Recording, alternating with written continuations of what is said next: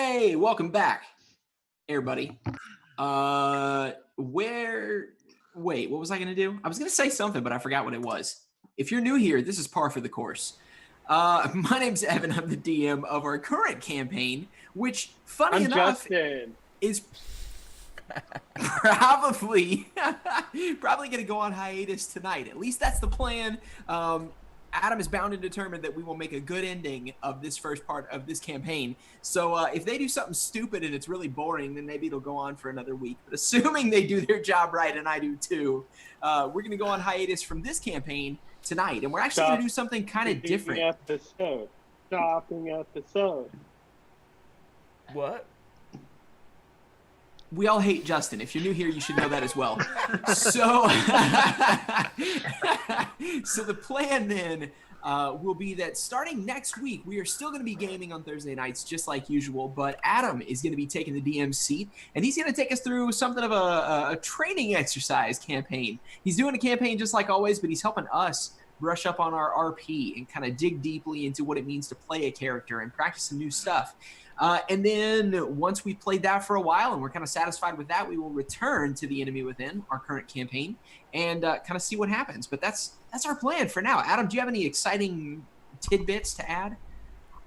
Not too much, other than just that we'll be a slightly homebrew version of Tethir, which is from the Forgotten Realms setting, and then yeah, I think it'll be fun. We're gonna, like you said, we're gonna try to dive into like more of the human inside the characters and get to see some of that. So yeah, if it goes well. So do you mind then? It actually, my internet browser has totally frozen, which is just real great because I need Roll20. While I get that sorted, do you mind telling them a little bit about kind of what you're having us do with the way that we create our characters? Because actually, I think it's a pretty cool system that you've got set up for helping us think into our backstories and stuff. Okay, yeah, so that's super funny. I was going to pull it up on my phone, and my phone shut down. Nice. Great. Well, the reason I'm asking, Adam, was like if we've got people at home that are watching that want to run their own campaigns, I thought that your system of creating a character was cool, gave some cool points to think about. Yeah. That might help with that roleplay stuff. So I had, I've got a background in doing some acting and stuff.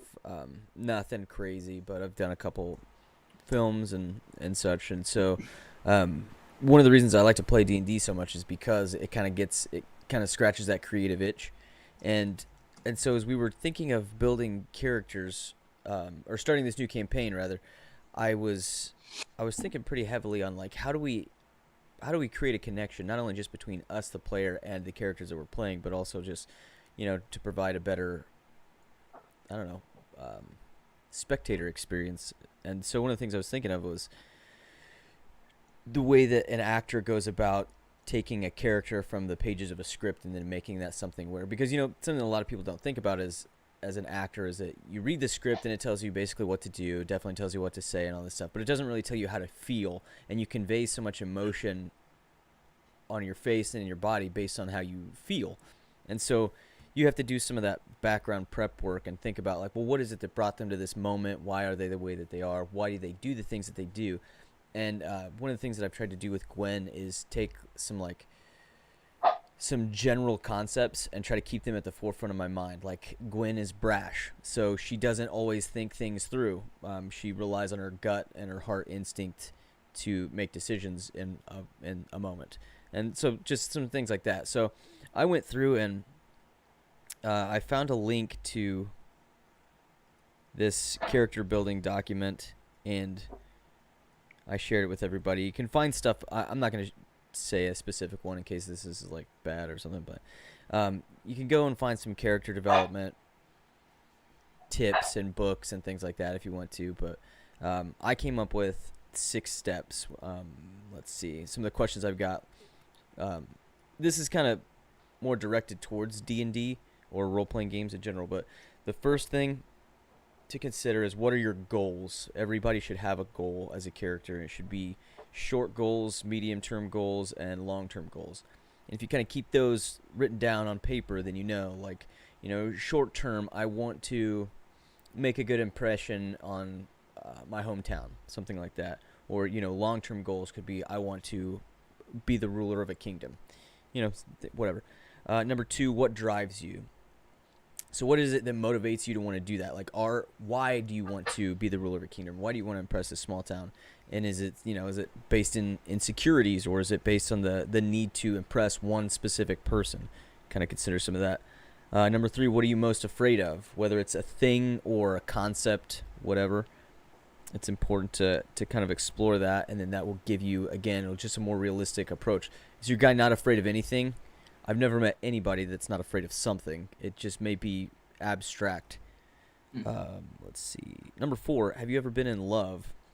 And again, this is something that can really inform a lot of the choices that your character will make, because D&D is an improv game ultimately, but if you kind of build this background knowledge, it will make your character more cohesive, and it'll make more sense. Because one thing that I try to avoid is doing things that are contrary to Gwen's character, and it's easy to do, right? When you're in the heat of a moment, and something like 2 sessions ago when Justin brought up that argument, we're not even a team, and it's starts getting mad.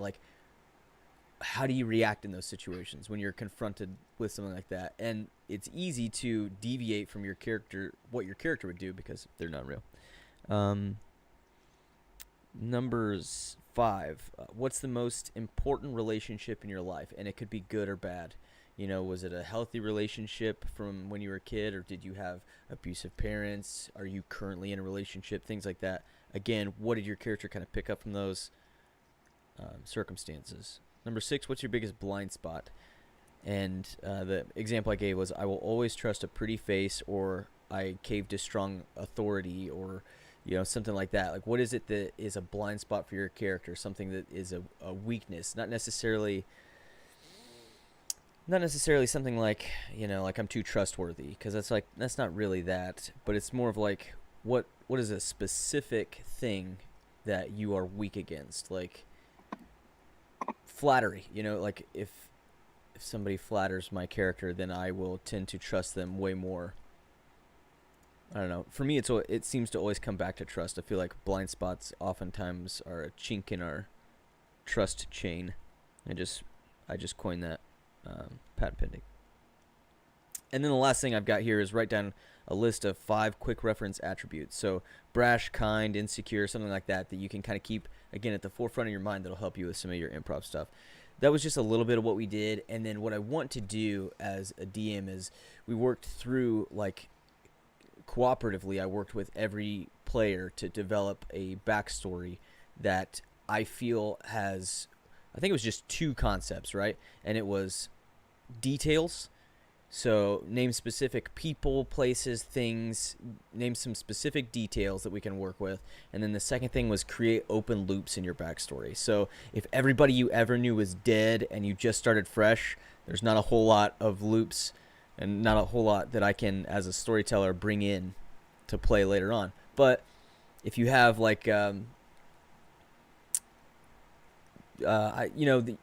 let's say you met a girl when you were 20 and it was a wonderful summer, and then she left and you don't know what happened to her. That's an open loop. That's something that your DM can bring in later into the story to kind of drive your I don't know. I'm trying to think. I'm a big fan of Critical Role, and one of my favorite moments in all of their campaigns and everything that they've done was the moment where, this is a spoiler alert, so you have 10 seconds to leave. It was about 10 seconds. So. Close enough. Yeah.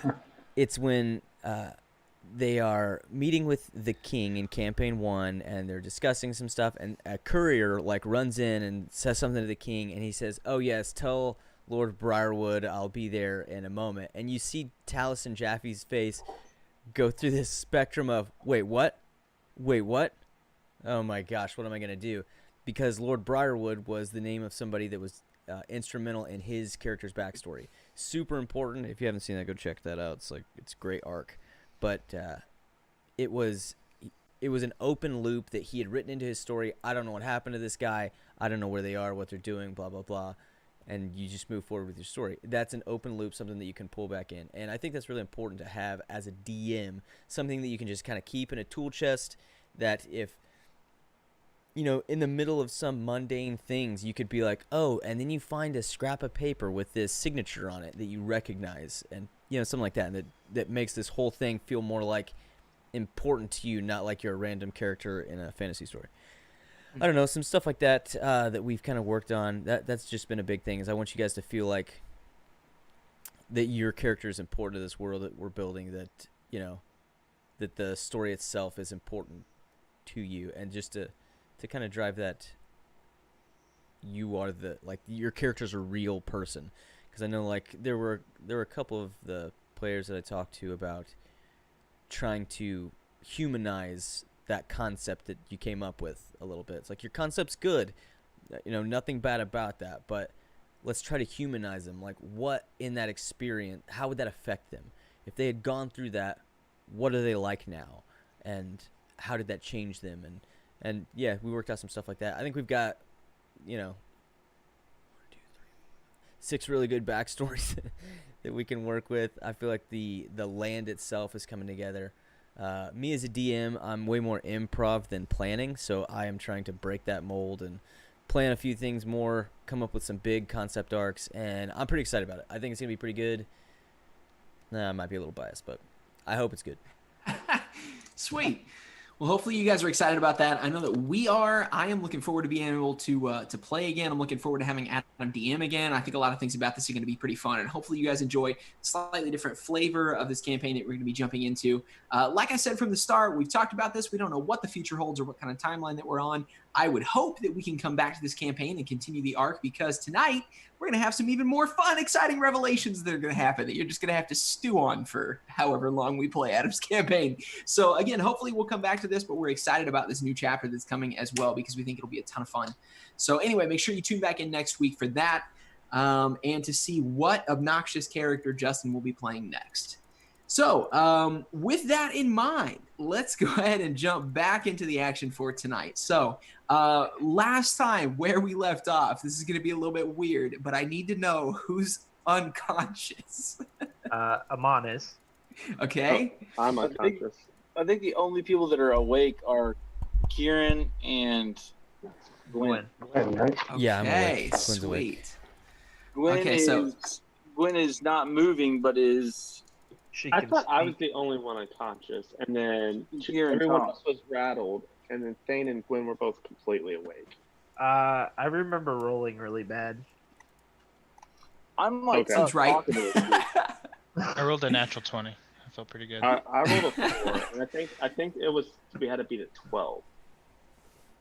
Okay, so basically, you guys had a lot of kind of crazy things that you saw in this encounter. If you missed out on last time, you missed all of our players taking on different character sheets for one session where they took on the bodies of what are known as the slumbering gods.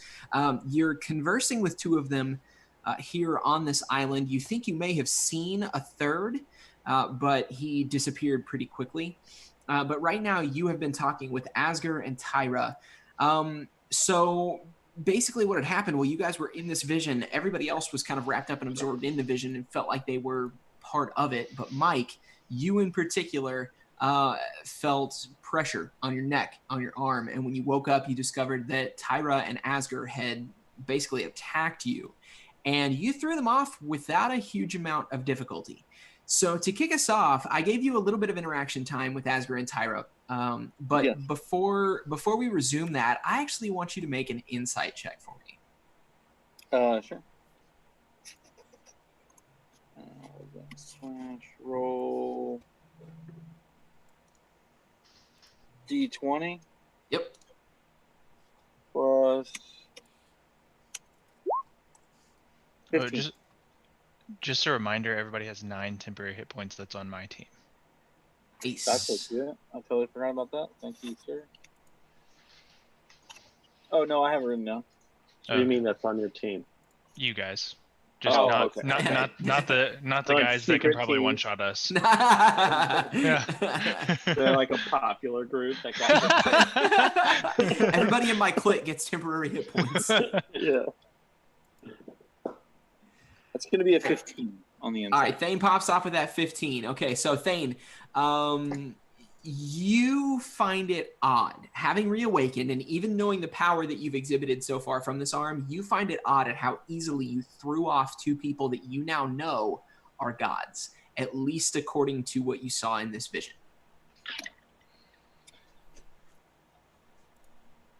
Do I know that I know that he's Asger, right? Yes. Yeah, I believe he actually told you that at the start of the dream. Yeah. I find it interesting that you claim to be a slumbering god. You don't seem it. Care to explain?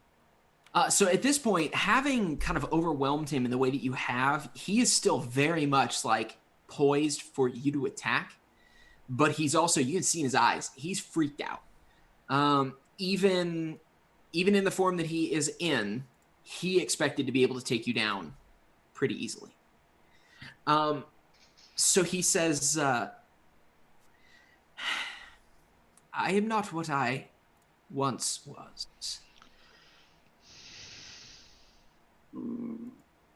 What happened?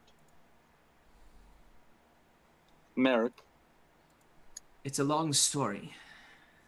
Yes. It has much to do with Merrick. the pause got me. Sorry. It's a long story. Yes. He says, it may be best for us to wait until your friends have awoken from their dream and discuss this together. He sort of kind of eases up a little bit to see if you're going to swing at him or let him do something. Do you react? Why do you say that I've sided with Merrick? Because you have bound something to yourself that has been defiled by Merrick. Why do you hate him? Why do you hate him so much? Was it not obvious with what you saw? Merrick destroys everything that is in his path, including this place, which I love, and the people, which I love. I understand that. But why? What is his motivation, his purpose? It is his nature. He was created that way. As he's talking, he kind of reaches inside his robe, and he tries to pull something out. Are you going to stop him? No. Okay. He reaches inside and he pulls out I do have my kukri still in hand, but... Okay. Tyra's completely passed out still, by the way. You threw her into a wall and she's unconscious. Okay. He reaches in and he pulls out this small bag and kind of puts his fingers down in it. And as he pulls them out, you can see it's almost like a sandy or salty kind of stuff that he pulls out. If you're familiar at all with medicine, it's you'd assume to be like a smelling salts kind of thing. So he takes it and he comes to each of your friends and he kind of tosses a little bit in their face. So he comes first to Lance. Lance, were you awake at this point, or are you still out? I'm still out. Okay, yeah. So he comes up to Knick-Knack. He pulls a little bit out of his bag, and he kind of sprinkles it on Knick-Knack's face. And Knick-Knack, the dream has ended, but you're very deeply in sleep. And all of a sudden, you feel this tickle on your nose. Kind of twitch, and then your eyes sort of snap open, and you see Asger in his kind of wimpy form leaning over you, sprinkling stuff in your face. How do you respond? I'm like, I like brush it off my face, and I'm like, and I guess I like, kind of scooch back a little bit, but sit upright. You know, like I'm startled that he's like that close to me and sprinkling stuff in my face. So. Okay. So Knick-Knack then doesn't say anything in particular. It seems very curious and a little weirded out. Asger moves over next to Valdir. Valdir, were you awake? Oh, hell no. Okay. I rolled like a 4. So he comes to you, sprinkles the dust in your face as well. You too feel a weird tickle in your nose, and you sneeze. As you do, your eyes open, and here he is right in your face. Oh, what happened? Where are my boobs? Where are we? Yeah, if you missed the last session, he was in the body of a goddess. Clearly, he is not anymore. He says, "Be careful, child. You are awakening from a deep vision." He turns and begins to walk away from you. He moves next to Gwen. Gwen, were you awake? She was, yeah. Okay, so he comes up to Gwen. He has no idea that you are awake, and he comes over, and as he reaches you, I don't know if your eyes are open, or you can pretend to be asleep, or you can. She is, because she asked the question. Yeah, at the end of last session, she asked. Oh, that's right. Yeah. Yeah, if there was something that could be done about Thane. So as he passes by you, he then sees that you are awake, and it kind of registers. He heard your question before, but he was so in the zone with Thane that it hadn't really registered for him. So you want to stop him? Say anything? No. She'll let him walk. Okay. So then he goes past you, and he's gonna go to who's next in order? I guess it doesn't really matter all that much. Danny, he's gonna come up to you. Are you awake? I think you were, right? I casted it. I used an ability even. Yeah. Okay. So he comes to you to kind of check if you're awake. Are you gonna do or say anything? No. Okay. So then, Josh, are you awake? I believe I was asleep at the end of Perfect. last So lastly, he comes up to Josh. He kind of stands over Anon, sprinkles this stuff in your face. Anon, you just kind of instinctively, you're like, "Ugh, ugh," and then you start sort of kind of cleaning yourself with your paw. And he sprinkles a little bit more, and then suddenly psh, your eyes snap open, and here's this old dude leaning over you, sprinkling stuff in your face. What do you do?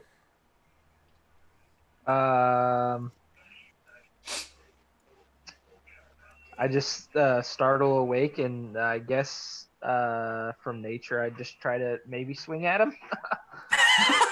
Okay, fantastic. I'm gonna have you make a melee attack or whatever you want to swing with, but you'll do it with disadvantage as you're kind of waking up from this deep sleep. Okay, I'm gonna use my my claws. Okay. Oh, that's bad. 10. So you swing out, and he pretty easily dodges back. Whoa, be calm. You've seen something quite strange and disturbing. It may take time for your mind to become clear. I just kind of look at him and say, "I'm a wild animal." Can't startle me away. Wild animal. So as you say this, he just sort of grins at you, and then he turns and walks over to Tyra, and he spends a moment sort of leaned over her, kind of brushing the hair back from her eyes, looks at her head. It doesn't appear that she has any sort of serious wounds. As he's doing this, Knick-Knack, you start to notice a weird smell, and you notice that this dust that he's sprinkled on you smells a little bit like maybe like a white pepper. It's kind of strong. But as you sniff it, you're like, this does not smell organic.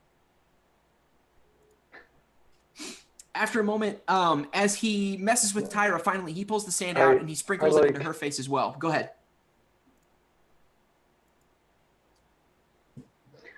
So I was going to say, like, the smelling of the white pepper, but there's something a little bit off about it. Yeah. I actually take like a tentative real small taste. Like I lick my finger and I dip it in some of the residue, and I like taste it for a moment just to see if I can determine more what it is. So. Do you like spicy food? Lance, not Knick-Knack. Oh, I mean, yeah. Me personally, yes, I do. Okay. So you know how sometimes if you order like spicy wings or spicy food, sometimes it's clear that they wanted it to be spicy more than they wanted it to taste good? Where you're like, this tastes really hot and it also tastes like dirt? Yes. Yeah, okay. So this, you're expecting to be like that because it has such a strong peppery smell. But as it hits your tongue, it has a really intense heat and kind of bite to it, but it tastes fantastic. And after a minute, that heat kind of spreads across your tongue, and it almost is that same sensation to when you get like a really good hot wing. And so your mouth just feels really good and really warm, and then after a second, it sort of fades, and there's not that like lingering burn where you're like, okay, I'm over this. I just want the heat to go away. You're really impressed because this is not at all what you expected from this, and you've never tasted anything quite like it before.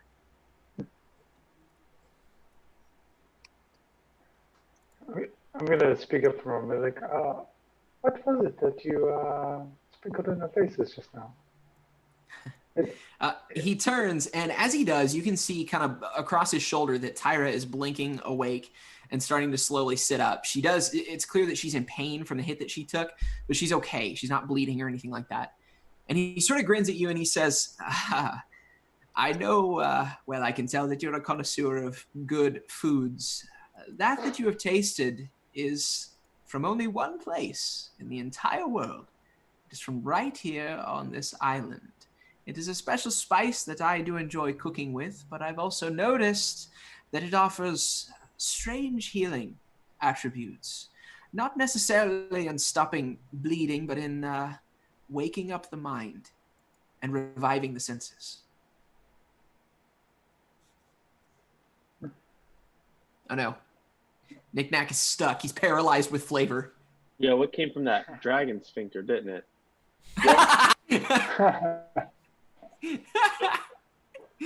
So Tyra sort of sits up, and Thane at this point, I'm actually gonna go help Gwen up to her feet.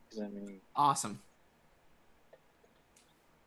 So Gwen, you see that Thane comes over to you, offers you a hand. Incidentally, which hand are you offering? The right hand. Okay, is that the jacked up one? I think it is, yes. Right? Yes. Gwen. Gwen's gonna give it a tug. So thank you. And she'll reach up and grab his hand with her left hand and then grab him at the shoulder and pull a little bit. Okay. Not enough to cause intense pain or anything, but just right. Yeah. Make a strength check. Me? Thane? Both of you. Okay.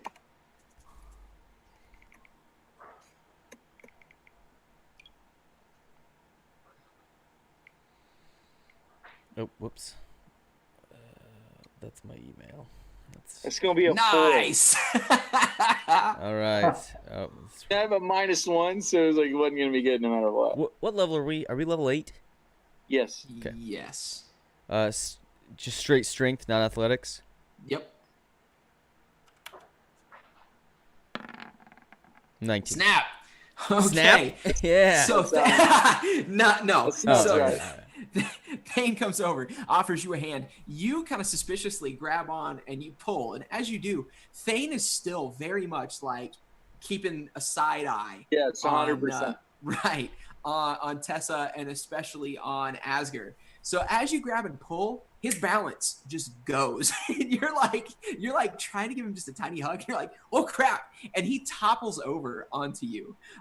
As this happens, Thane, you kind of hit the floor and you immediately roll over with your knife up. But Asger just has a small smile. He hasn't even moved. In fact, if anything, he sort of backs up and sits down in a chair against the wall. You kind of collect yourselves for a second, and Gwen, you do notice that it responded more or less like flesh. I mean, there wasn't really any kind of give or pop or ripping or anything weird. This feels like it's pretty well bonded to his body. Fair enough. Thane, even though you were sort of distracted by this, it definitely catches you. Yeah, you're aware of what she just did. What was that about? I can't blame me if I'm trying.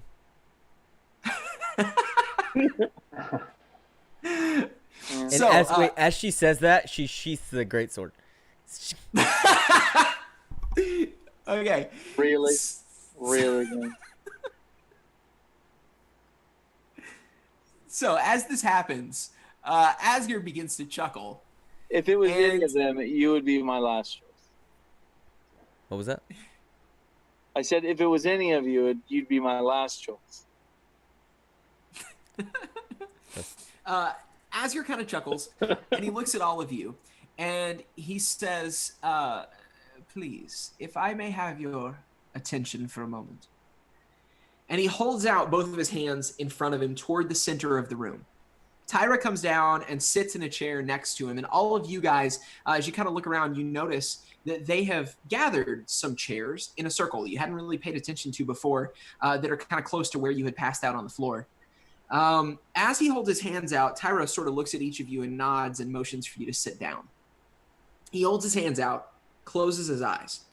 And after about 5 seconds, he opens them, and you notice that they have gone completely white. There's a faint glow coming out of his eyes. As he does this, the center of the room begins to shift. You look down, and there's really kind of rough wood that's laying over top of a sandy beach floor, and you notice that these boards begin to shift apart and kind of shuffle in position, and the sand underneath begins to move and begins to drop. And as it does, a small orb comes up out of the center of the floor. I want you to imagine basically exactly the Palantir from Lord of the Rings. So this dark orb rises up out of the floor on a small podium, and as it comes up, the podium is about 2 feet tall, and then it's about 12 to 15 inch round spheres on top of it. It rises up about 2 feet and then just stops. The boards quit moving, the sand quits shifting after a moment once it's settled, and everything is still. As it happens, Asger lowers his hands slightly, kind of keeping them sort of like this in front of him. I'm trying to see myself here on my camera. Sort of like this in front of him, but he lowers them slightly. His eyes, though, never change. And you once again hear Asger speaking, but you hear it almost inside your head or inside your ears. And you see a light coming from the center of this sphere that slowly begins to swell. Was this the thing I hugged in the caves? No. Okay. Just wanted to make sure. Now, this is actually, wait, I believe you guys have already seen this thing. Is this the thing that the orb that they stuck the 2 pieces of stone together? Somebody did that. Yeah, Adam or Mike stole it out of their pocket. Yeah, because you saw fire and stuff inside of this before, right? Didn't he show you some kind of vision of? Yes. Yeah, I remember it now. That's what I thought. Okay, so you do notice this is the same sphere. Clearly, they keep it in the floor for some weird reason. So you see yet again the same sphere, and you see that light swelling, and it's familiar. You remember seeing this when you first landed on this island, but now instead of showing you things that you've already seen, this is going to show you something different. At this point, he says to you, he says, "I'm sure that you have many questions about what you have just seen. Some things have been revealed. More things may be revealed now if you ask the right questions, but certainly more will be revealed in time. Nevertheless, your world is in great peril, and what power we have, we would like to offer to you. What questions do you have about what you have seen?" He doesn't look to anybody in particular as he says this. Where did you all come from? We came from here. This island is our home. But were you born? Did you just become to exist? How did you get to this island? He pauses and you hear him kind of, somewhere between the two. Being born and coming to exist.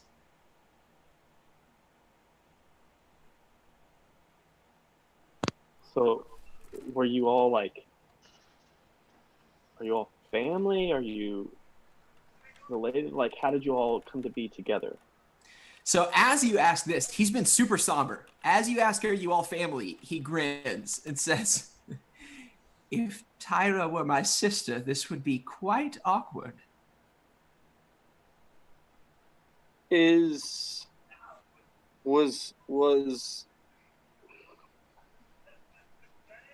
Marok always evil? As you're asking these questions, after a second, you've been sort of looking, all of you guys have sort of been looking at Asger, but after a second, you turn and look, and as you do, you actually see that inside this sphere, you can see basically like a bird's eye view. No matter where you're sitting, you can see a bird's eye view of the island that you're on right now. But the island doesn't have any of the char marks. It doesn't have any of the felled trees. It looks quite beautiful. So as you speak, what was your question again specifically, Mike, about Marok? You said, was Marok always evil? I think that for as long as Marok has existed, yes, he has been evil. So as you ask this, now the image inside that sphere kind of shifts, and you see this black swirling cloud of smoke, and inside it, occasionally, as the smoke shifts, you can see this red burning outline of Marok, what you saw in the vision from before.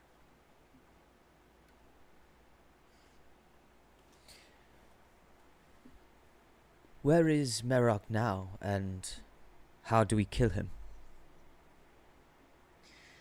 These are perhaps the most important questions. Marok fell in battle that day, and we thought that he had been destroyed. So now again, as you're watching this stone, you see Marok dying, and it's weird because in this vision, you had control over the people that you were playing as. It's not like you were being puppeted along. You were making your own decisions and doing your own thing. But as you look into this ball, you see the actions playing out exactly as you did them. And you watch Marok die exactly as he died in the vision that you were just in. But this time, it doesn't feel like you. As you look at the characters, you feel this disconnect. You looked at the people inside this ball and you don't feel that it's you, but they're doing exactly the things that you did in your vision. You see Marok being slain. He says, when we defeated Marok, we thought that he was gone for good. But perhaps we were overconfident. Perhaps we were arrogant. Or perhaps we underestimated the powers of evil that wish to destroy us. His eyes never stop glowing this milky white, and in fact, as he talks, his mouth moves and he occasionally makes expressions, but his eyes never divert from staring directly into this orb, and his hands are still at that weird, like, Ricky Bobby level. While this is happening, can I pull out my entertainer's kit? I have a painting kit inside of it. Yeah. And can I start trying to draw the face of the man that we've seen repetitively?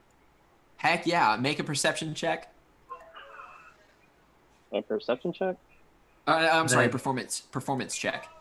Okay. More like it. I want to ask them something. Absolutely. 22. Solid. Okay, go ahead, Anon. I just kind of butt in. I don't say names or whatever.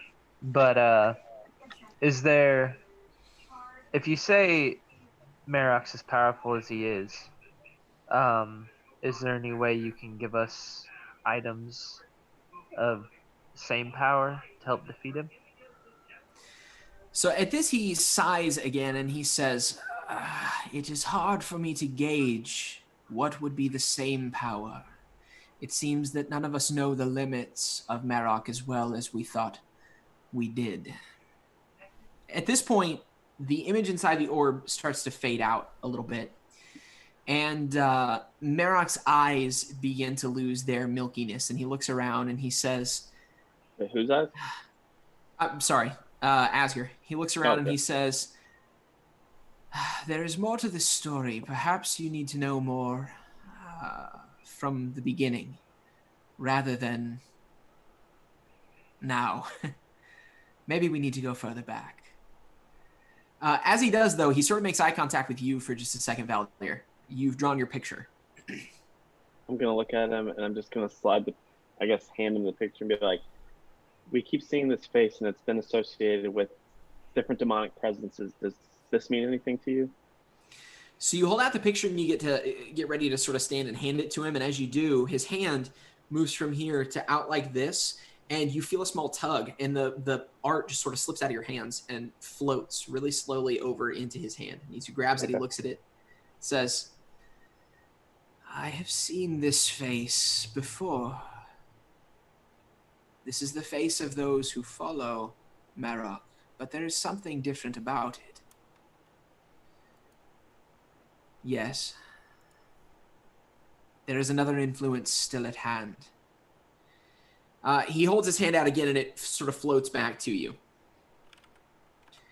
He turns his attention back to the orb and again closes his eyes, and after a couple seconds his eyes go white. Holds out his hands once more and you see the light begin to swirl again inside this ball, and as it does, everything shifts and you see basically a jacked up ball It looks a little bit weird to you guys because you don't have your characters don't have a concept of space, basically. But to you as the players, what you're seeing is basically like an asteroid. It's this planet ball, but with nothing on it. It's desolate. He says, the world in which we live is cyclic in nature. You, all of you, are but one of many eras. We, the gods, are not actually immortal, though it may seem so to you. The world grows and it develops.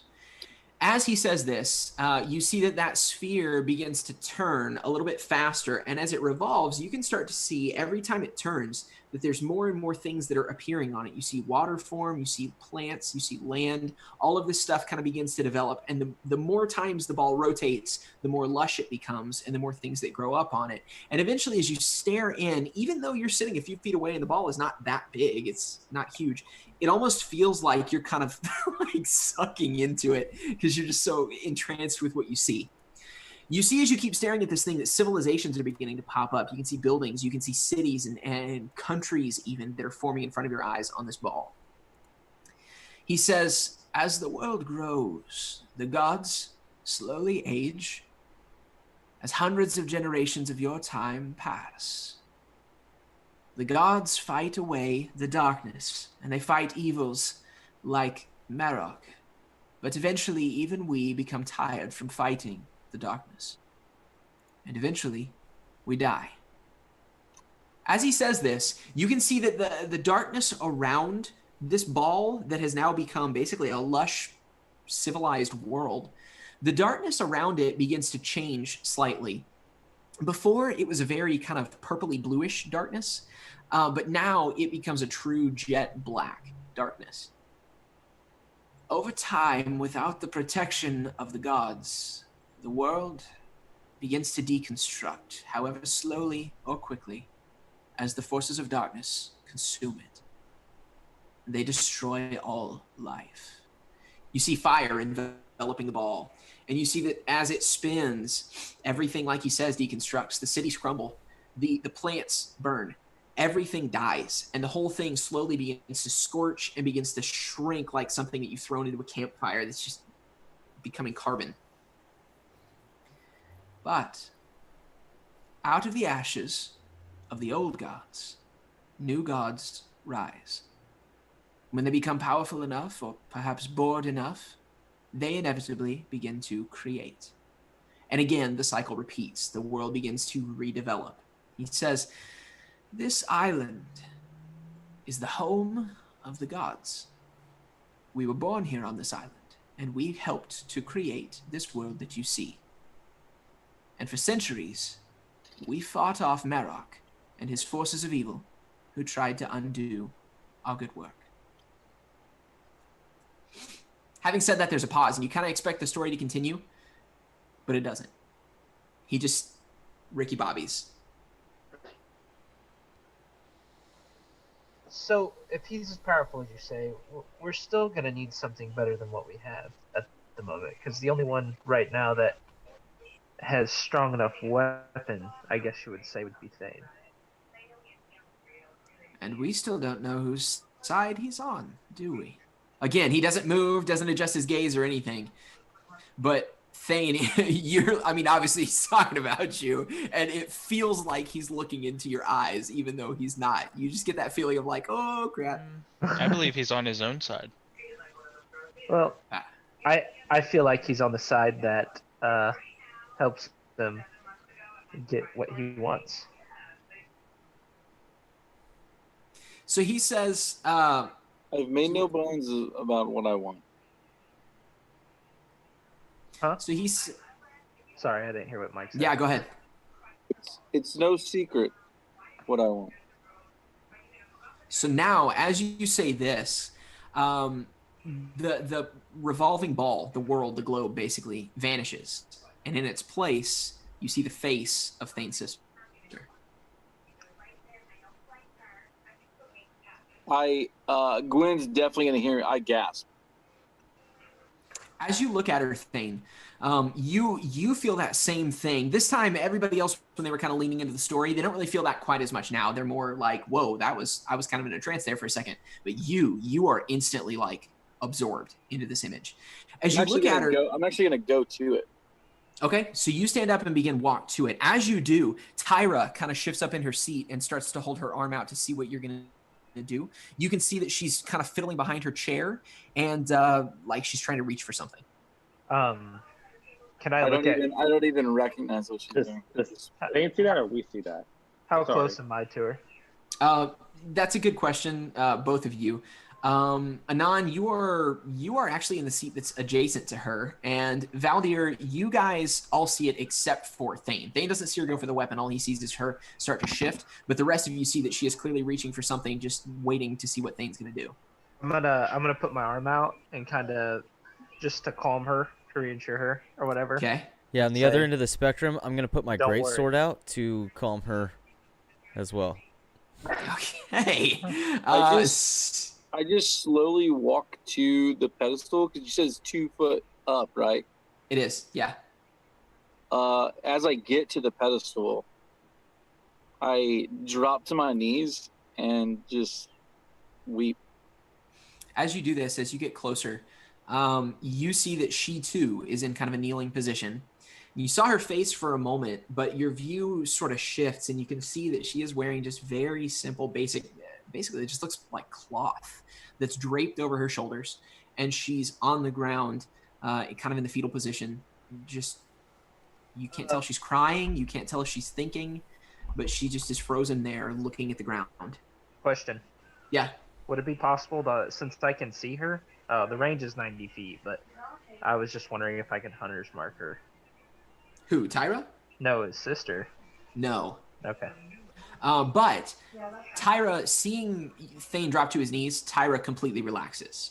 She was only getting ready just in case he was going to like try to smash the ball or grab it or something like that. So seeing that, she doesn't even really acknowledge you, Gwyn, or Anon, other than just Anon's hand on her. But she's completely focused on him and totally relaxes when that happens. I say it in Elven, but all I say is, I'm sorry. I am going to walk up to Thane and place my hand on his shoulder. I'm going to say, the loss of the things we love most are more often worse than death itself. And then I'm going to look at, what's the god's name again? Asger. And I'm just going to ask him, I'm going to say, where is she? Do you speak Elvish? Yeah, I'm half elf. Okay, so then you and Thane both hear Asger respond to Thane in Elvish and say, "Child, you have much to be sorry for, but loving someone and wanting them back, that's not one of them." You ask then where she is that right? Yeah. She is in a different plane at the moment. She is in the plane of death. It is possible to bring her back.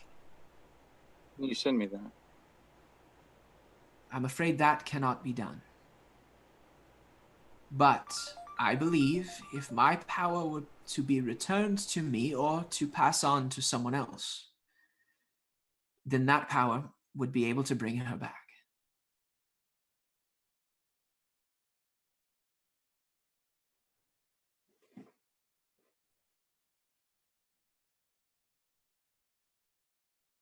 So there's a pause, and it's clear that he's waiting for you to ask more questions.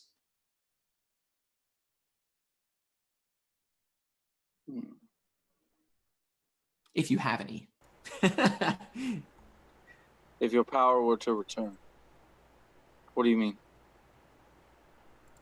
Yes, why don't you start with what happened to you? How did you get to be here? How did you leave that place? It looks like in the vision we won. You beat the thing, and I feel like we've missed a step between that moment and this. Indeed. So at this point, the world returns, but then it zooms kind of very quickly into a view of people inside a city, and the people inside the city are celebrating. They're dancing through the streets. They are playing instruments. They're drinking. They're partying. And as the crowd parts, everyone turns their attention to the parting of the crowd and begins to cheer loudly. And you see that the gods, Asger and Tyra, leading the rest that you saw in your vision, are walking through the streets, and people are throwing things at their feet. They're cheering and they're shouting. And the sound that you hear in your ears is again odd because it feels like it's coming from the ball, but you're hearing it kind of inside your head. It sort of dies down, and you can hear Asger's voice talking over the crowds. He says, "We have ruled longer than any of the previous gods, and it made us arrogant. But we were deceived. When we defeated Marok, it seemed as though we would never grow tired or fall in battle. It seemed as though we might be the first true immortal gods. We basked in the worship of our followers." And this time you can see specifically right into the faces, and you can watch as each of the gods, Asger has this massive bottle of ale, and there are people constantly coming up to him carrying these huge like wineskins and barrels and all kinds of stuff to him, and praying to him, and he is drinking deeply. He says, "We ate and drank. We celebrated in the riches of the alms our worshippers brought us." Now you can see Tyra, and actually, if you're paying attention to her as well, you see that Tyra in the room with you kind of lowers her head. You see Tyra in her glory here. This time, people are bringing heaps of gold and dropping them at her feet, and she is counting some of it. And after a minute, the pile grows so large that she sort of stands and begins to climb to the top of this pile of gold, and then sits down on top of it and watches as people bring more and more up to her. He says, "We were so distracted by our arrogance at the defeat of Marok that we didn't see an enemy rising from within. The Night Mothers rose on our watch." As he says this, the image changes again, and you see this time several forms. They're all slightly different humanoid forms, but they're wearing matching black robes that are pulled over their heads. "We didn't realize how powerful the Night Mothers became until it was too late." Now, and I'm going to describe this as a camera, even though that's real cheesy. There aren't cameras, but you know what I'm saying. Your view kind of zooms in on one of them, and as it does, every single one of you who was in the cave at the beginning of our campaign, when you guys were in the town of Bree, you left Bree, and Adam DM'd that session. You guys fought a night hag. All of you who were there in that fight, your skin bristles. You get this intense cold chill, and you see that one of these people that he calls the Night Mothers is this hag. So he says, who's got the flesh sack? Justin, take inspiration. The soul sack. The soul sack. Who's got the soul sack? Oh shoot, does Sunny have it? No, Sonny didn't have the soul sack. He wouldn't touch it. Hold on, let me look at Oh, that was me. I have it. Okay. Lance I got it. has the soul Knick-knack. sack. I have to step away for a moment. Okay. So, Knick-knack. Gosh. Justin technically was the one that thought of this. So, Knick-knack, unless Valdir is going to speak up, then Knick-knack, I'm going to have you roll a check to see if you... Yeah, I can RP this a little bit because Valdir would have thought Yeah, about it. go for it. Because he was there. That face is familiar. That's the hag. Wait, we have a piece of something she left behind, a soul bag or some kind of fleshy sack, some kind of... Who has that? And then I think for a moment, like, oh, actually, I think that's me. And I rummage around in my backpack for a bit, and I pull out the soul bag. And I'm like, this is what you were talking about? Yeah. So, yeah, as you say that, at this point, Tyra stands, and it's so fast, and Anon, you're so soaked in the conversation, she jumps up, and you're like, oh, crap, I was trying to keep you calm. She jumps up, and she's like, where did you get that? Where is that from? Like, there was an old hag, and she had a number 3 tattooed on her ankle. You have met her. You have met the Night Mothers. Yes. Well, Her face goes straight up pale. Like, is that who that was? while everybody's looking at this, like the soul sack, I feel like Kieran is actually like slowly like getting closer and closer to the sphere thing because he's trying to like figure out what its power source is. Uh-huh. Because that interests him a lot. Uh-huh. So he's just kind of like getting closer and closer and closer. So Kieran, as you get closer, make a perception check for me. Oh man. Yeah, to see if you're gonna get your hand cut off. Yeah. Just don't hug it. It doesn't work out well. I hug it. I hug it. I slit his throat and 19, not bad. pretty good. Nice. Okay. So you get in, and it occurs to you to kind of look under this thing. And as you do, you notice that this orb is floating about a half inch above the podium. The podium you can see kind of cups in down the middle where this thing can sit, but somehow it's floating. And as you look, you don't see any connection. You don't see any mechanics or wiring or anything. This is clearly purely a magical device. I do one of these where I'm just like. As you get close, you reach your fingers out, and you suddenly feel something I that grab his begins to. Okay. You're looking at the soul sack. You start to get close, and you No, feel I'm looking at something my sister. repelling you. Oh, that's right. You're right. You feel something kind of repelling you. It's almost like Magnet. sand. Imagine that you have a bucket of sand. If you stick your fingers just straight into that bucket of sand, they'll go in pretty quickly, but the deeper you get, the harder it is for you to push your arm in. That's what this force feels like. You start to get into it, and the closer you push, the harder it resists. And then suddenly, Thane's hand reaches out and grabs you and stops you. Thane, what do you do? What are you doing? Just seeing how it works. You see with your eyes. When you say that, Asger, You learn by touching. Asger says, "Do not trouble yourself over this. It is far too great for your mind to comprehend." We'll see. Asger, The disco spider. I do have a question, Okay. and I want you to tell me the truth. Yes, what is your question? You say that you cannot send me to where she is.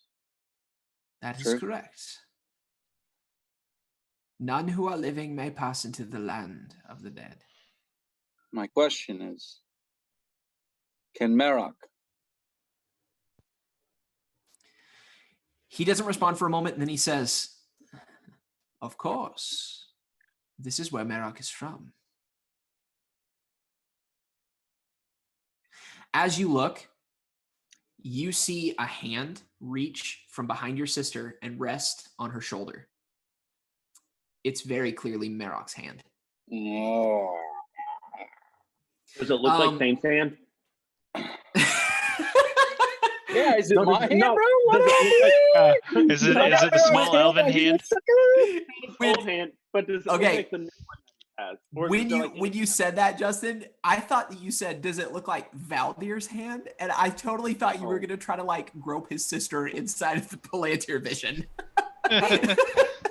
No, actually, yes, it does look remarkably like Thane's hand, but it is blackened. It is burning. It looks like Thane's hand when When it was my hand. he goes Super Saiyan.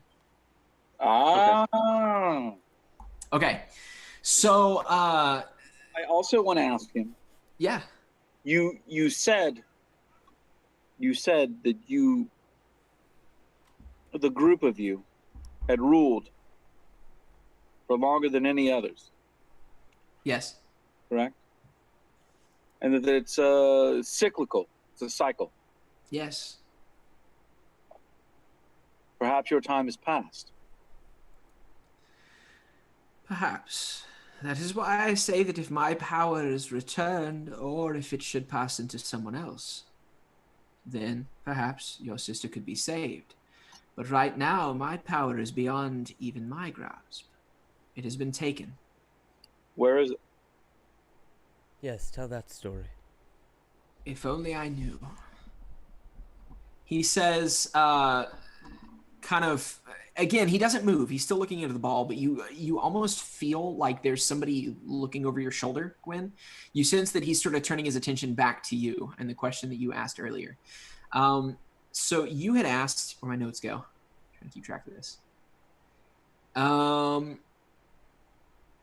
You had asked a question about the Night Mothers, and then you guys had produced the soul bag. And Tyra confirmed that this is the soul bag that belonged to one of the Night Mothers. So Tyra comes over to you, Knick-Knack, and she holds out her hand, clearly asking for the soul sack. I look at the soul sack for a moment. I look at her. I look around at the other people. And I hand it to her.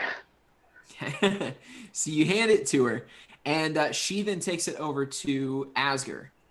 And at this point, for the first time while he's been manipulating this thing, he actually holds out his hand and takes it, and his eyes don't change. But as he touches it, you can see that his hand slowly starts to shake, almost like in anger.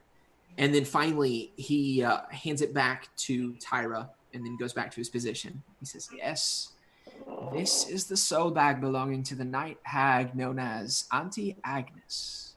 And she is one of the Night Mothers. In total, there are 5 Night Mothers." At this point, you look back and the vision has faded of your sister, Thane. Now it's been replaced by a Furbolg. This is Fidelne Earthfriend. She is a founder of the Night Mothers. She's a Furbolg who lives to the north.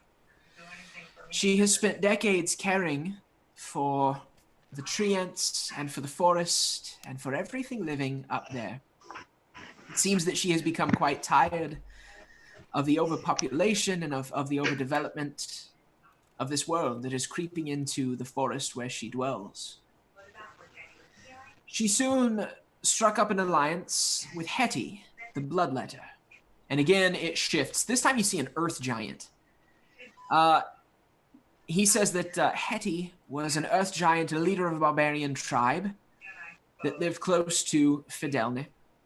And they struck up an accord that they would do what they could to limit the growth of civilization and the deforestation of their lands. Soon after, they were joined by Auntie Agnes, the Night Hag. And eventually they were joined by 2 others whom I do not know. I have seen them, but only in disguise. I do know that one of them is rather small, perhaps a halfling or maybe a dwarf. I can't say I blame them. I'm failing to understand how they play a part in this. Did they raise Merok? Make an insight check. With deuce advantage. And With advantage, Phil? No, as I said douche good. advantage. Because you're being a douche. I am? Yeah. But on purpose. I'll allow it. Actually, you know what? It probably makes sense for you to make this check with advantage, Mike. Hey. Probably a good idea. Danny's or Adam's DMing a little early this session. Are you kidding? Never mind. Well, Okay. it's 10. It's a hard 10. Then I will drop the DM hint that dwarf should sound familiar. Yeah. I picked up on it. It does. It Yeah. does. Because she cut I off your just- arm, dude. Yeah, no, I'm aware. She also remember got that? killed. Remember that? Yeah, Okay. that's going around these days. I also killed her. So Okay. Are you going to reveal that? That's why I was having you. I didn't know if you had made the connection that that was who he's talking about. no, I was actually still wanting to know information from them. Like, did the Night Mothers? Yes. Because they killed Merok, and then the Right. Night Mothers apparently helped him. Obviously. So, as you ask this, he says, "We still do not know how, but by some dark magic, the Night Mothers found the island of the gods. they sent a great storm dragon to level this island. When we were made aware, we returned home to confront the dragon, but all of us were either too drunk or too cocky or too fat and lazy to protect our home. We killed the dragon, but at a great cost. The magic of the Night Mothers severed the link between our godly forms and our earthly bodies, and we slipped into darkness. When we awoke, we found that most of our powers were gone, and we were unable to leave this place. So we waited. We waited for over 400 years. Or maybe it was 600, I can't remember. But if your insight is decent, that's why they're called the Slumbering Gods. They haven't been active for a real long time. And according to Asger, it's because they ran out of powers and they weren't able to leave this island. I do describe the, so he said one was small. Yes. Halfling or a dwarf. I describe the dwarven girl that cut off my arm. Yeah. So he says, yes, this surely must be the one that I describe. Wait. You know where she is. You Killed said you killed the dragon? Yes, we killed the dragon. And you've been on this island for how long? For a long time. And at this, for the first time, he turns, his eyes still white, his hands never moving. He turns and looks directly at you, Gwen. There's no pupils, but his face just full on turns and stares right at you. Do you know something of this dragon? I'm not sure. The story's familiar to me, but I grew up on this island. This is my home. And that dragon gave me this not 4 years ago, and she'll pull her sleeve down a bit so to show that lightning scar that creeps down her left shoulder. As she does this, everybody make an insight check. At 20. I know I rolled too. That's a 15, boys. That's basically a nat 20. Kieran sucks, obviously. 7. When we get to a point, 16. I want to ask Asgard something. Okay, sweet. Roll So your one. fittingly, Gwen, you Re-roll epically your fail one. this, which is Yes. which is No, perfect. Gwen gets to reroll. Okay, I'll allow it. Oh, All right, so Anon, what were you? Do you guys still have a somewhat Well. substantial We tried. magical power or presence if you were to assist me with something? We have some power, but it is limited. And at this point, his attention does slowly turn away from Gwen back to the ball as he answers that question. So, Knick-Knack, you alone notice that as Gwen was speaking, and as she sort of pulled down her collar and showed that scar, Tyra flinched big time. Like, big time. But it was over in a split second. You saw in her face that there was some either pain or recognition or some kind of memory that went through her head, but it was gone so quickly that you didn't really have time to analyze it, other than that she knows something. She knows something. It's the best way to say it. So he, yes, says, we do have some power, but it is not what it once was. No, I'm sorry. You need to explain to me how you've been on this island for 400 years, claiming that you destroyed the dragon that nearly killed me 4 years ago.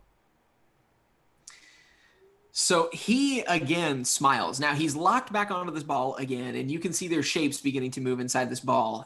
But you can see that there's a grin that's forming in the side of his mouth. And he says, the opposite is happening with Gwen. There's like a faint Yes. that's starting to kind of pulse. That scar is, and there's like a little bit of a crackling around her knuckles. yes. He says, perhaps a better question would be how exactly you found this island. You have questions about us, and we about you, but perhaps the answer to that question would give us both what we would like to know. I was born here. This is Billowwind Isle of Corfair Cay. This is where I'm from. But how can that be possible? Gwen, at this point, as you say this, you're ticked. And it occurs to you, in your bag, in your stuff, you still have a couple of nautical maps. You've kept them with you. You have a couple nautical maps that show this island.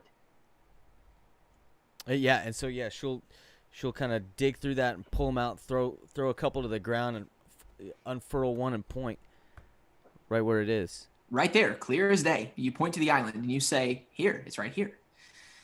Asger says, "What is it?" All of the rest of you sort of lean over the map, and as you look, Gwen is pointing to a spot that's right in the middle of the ocean. There's absolutely nothing under her finger.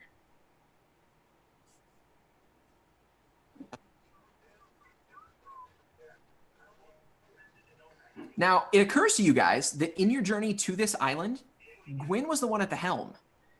And Gwen never actually showed you the map. She just said that she knew how to take you somewhere safe. Gwen, who raised you on this island? I was raised by my father. My mother died when I was young. Gwen, as you look around the room, you see a tear form in Tyra's eye. And you notice that she has put her hand over her mouth. Again, her expression hasn't changed. But she's trying to hide it with her hand. And she can't do anything about the tear. Asger, after a moment, begins to grin slightly. And he says, "We knew there was something special about you. This island does not exist. Or at least not to the world around you." Gwen, you look back down at the map. It's still there.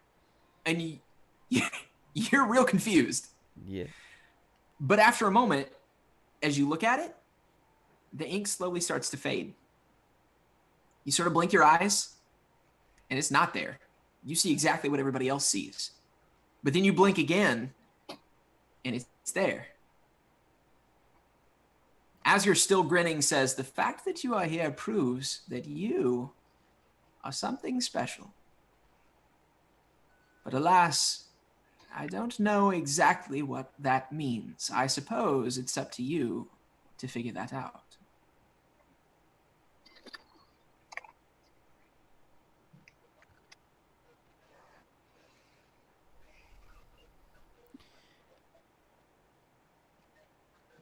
What are you saying exactly? I'm from At this, an island that doesn't exist. he lowers his hands and his eyes go back to normal again. He sighs, and that little ball begins to kind of drop back into the floor. And he turns and he looks at you, Gwen, and says, "I have some idea of what it means, but I do not know for sure. And the only way that we can is for you to find out for yourself." He turns and looks at Tyra, who still, her expression hasn't changed, but she is dead staring you in the face, Gwen. He kind of pats her on the leg, and she shakes a little bit, clears her throat, and then she turns and looks at you, Anon. She says, "If you would please tell us of what you told me outside, of the body and of the crystal." Well, who was with me? It was Thane and Knickknack, right? Yep. No, when you got rid of it, it was just you. Yep. Yeah, I know that, but Thane and Knickknack knew I had the body with me. Yeah. Oh, I did too. Yeah. Because I walked over with you while you were a spider and I was a T-Rex, and it was probably hilarious looking. That is true. But yeah, those of you that was with me, I had, while you guys were conversing, I had went into the net chamber over and had found a some kind of floating orb of some sort.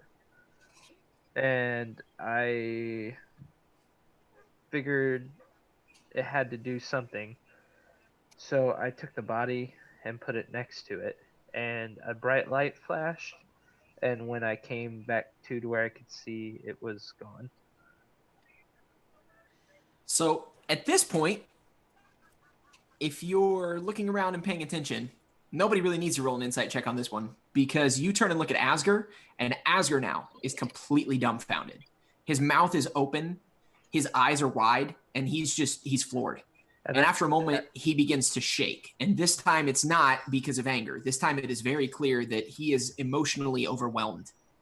Do I see it? I saw him do that, right? Yeah. And then I see him, and I looked at the group. I was like, yeah, I kind of looked like that too.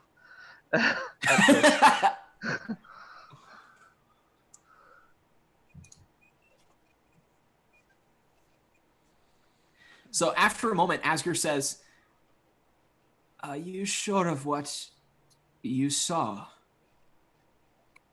He's talking to me still? Yes. Okay.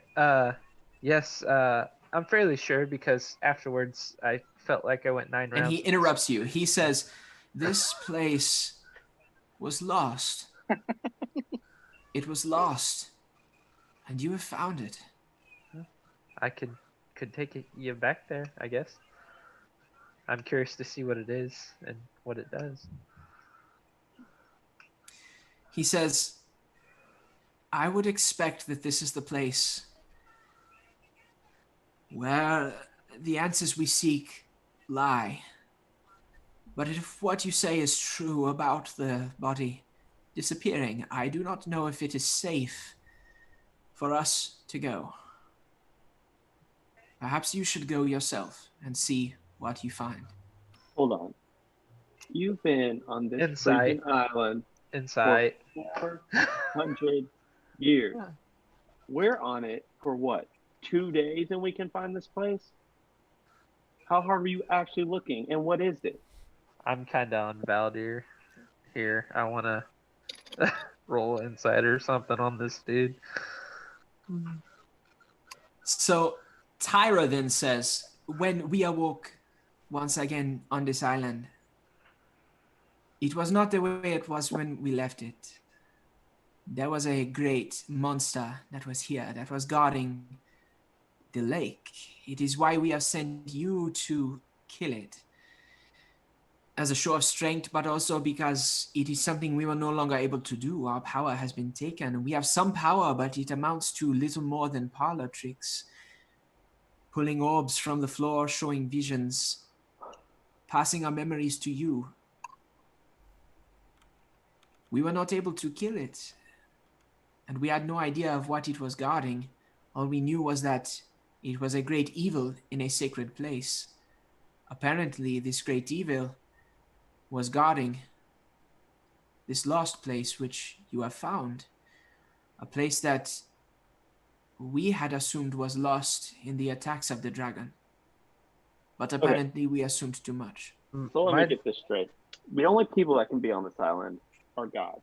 But the count so far is Gwen, who you're a human, right? Human? Yes. Yeah, Possibly okay. a demigod. We got a cat, a half-elf, a bunch of other people who have made it onto this island. We got Because a of dragon, a sphincter dragon, and a horde of goblins. So he looks back at you and he says, "I never said that no one could be here but gods. I said that no one could find this place but the gods. Well, Or it sounds so like a we lot thought." of people that aren't gods got here. "That is correct. The Night Mothers found it. Apparently it is not as secure as we So- thought it was." Who So- was the body? "I am afraid without seeing it I do not know, but it must be one Well- of our kin. Unfortunately, we have lost Does several. your wife seem to know? Because when I had explained to her, she broke down pretty bad. She looks to you and says, "I do not know who was down in the caves, but I was overwhelmed at the knowledge that this sacred place had been found again. It represents a great power and a great, well, perhaps we will How many- reveal more in time. How many gods were there total? So the ones that you saw, at least in the vision, were, let me see. Because 1, 2, 3, 4, 5, 6, 7. Okay, so there were 7 primary gods. There were a few lesser gods, but they were more like a demigod, more like a Hercules type figure. There are 7 primary gods in the pantheon. So I look at them. I was like, well, we can dumb it down to 4 at least. That Because we is got true. Creepo and the Shack and you two. Yes. Oh, go ahead. Sorry. Go. This body, if it's any consolation or speaks to the powers of this god, it had healing properties. What'd you say? The god had healing properties, its body. I don't know Healing if it properties. speaks to I the did nature explain of this that. god. Yeah. So Yes, you did. It was a male, not a female, correct? yes. Maybe. Then it And seems look that under the skirt. perhaps you have found the body of Bjarka. That would be my That was the inclination. That was the beast god, right? Bjarka is the god of beasts and has been missing for some time. Bjarka had the power to control animals, and through his magic, he could also certain times heal and mend those that were broken. Maybe that's why he was kind to me by healing me on my wounds. Yeah, and then you threw She him into a says- crystal to never be seen again. She says, if you please, I have watched you and I noticed that you have taken a liking to the wolves. I have. This would perhaps make sense. Perhaps somehow in his death, Bjarka had given you some sort of blessing. While everybody's like sitting there talking, while hearing the thing about Gwen's like lightning neck area, Kieran's actually gonna come up behind Gwen after like looking at the orb thing, and he's just gonna like Surprise! yeah. He starts feeling her back up. He's gonna come up behind her and kind of just like do like one of these like like right in the like, so it's like just kind of awkward. You're just like, but you're gonna be like Poking her. yeah, because he wants to see if he gets like shocked essentially, like, and then so Fantastic. Gwen, what happens as he does this? So yeah, you know, like those Einstein I balls. mean, I have to like stand up on my tippy toes just so you know, because I'm an Yeah. idiot. So I'm like, maybe actually I pulled even a chair over, like something funny, just like Wait, Gwen, are you still sitting? No, she's standing she up. pulled out a Okay. great sword. Yeah, thank Yeah, you. yeah, for that's that. right. That's right. That'd be hard to do sitting. Well, she's a big woman. Yeah, that's true. That's true. It's big. But yeah, so what happens? Yeah, so you know, like those Einstein balls, where like you put your hand on the glass and it's like. And Yeah, your so hair that- stands up. Yeah, so that kind of happens as you get close. Are you actually gonna physically touch her? If it starts doing that, no. Yeah. But he's Yeah. but Kieran goes. So you said you've died? She spins around quick because she didn't realize you were there. I'm not sure what happened. I remember that we just come back from trading and it had been very successful and we were very happy, and this storm came upon us suddenly, very quickly, faster than is normal, and I could see the creature's outline in the clouds. It was enormous. It was the largest living thing I'd ever seen. And then I was hit by lightning. And when I woke up, I didn't recognize my home anymore. It was much like you see now, with lightning blasts in the sand, and all of the structures were destroyed, and I had this. Would you care if I took a sample? Of Of me? your flesh. Maybe of your blood around the area. Core sample. Yes. I would care greatly. I do in fact mind if you It take would my be blood. it'd be a very small amount, so you would barely feel a thing. How about you take a sample of this? And she'll put her hand on his chest and cast Shocking Grasp. Yes.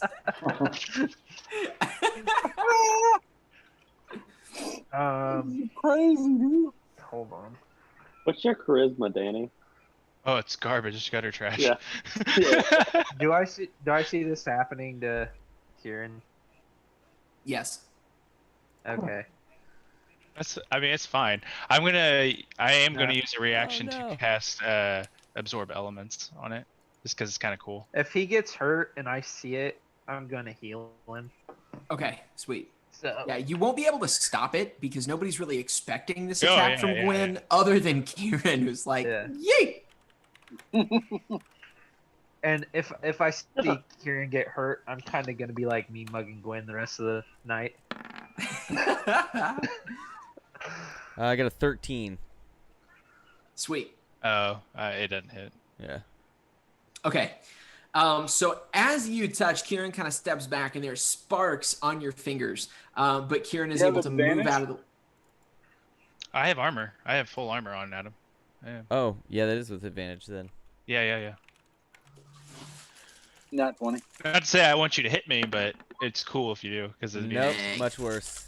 Oh. Okay. Yep.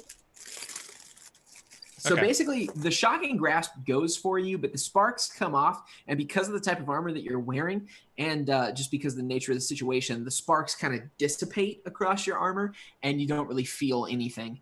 I jump back. Oh, fair enough. It was just a question. Just a question. As this happens, Asgard, you hear his voice, and he says, Now, there is no need for things such as this.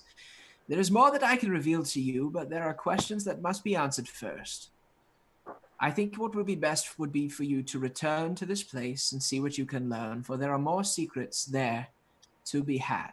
Well, I mean, I hugged it and it ended up hurting me, so I don't know what more we can do. But when you put one of my kind next to it, But it you- disappeared, so I think it's slightly safer for you to go than it is for me. Fair point. Well, at least your kind got a reaction out of it. I just got hurt.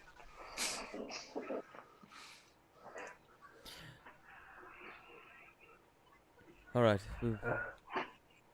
we'll go. We'll check it out. But we expect some answers when we return.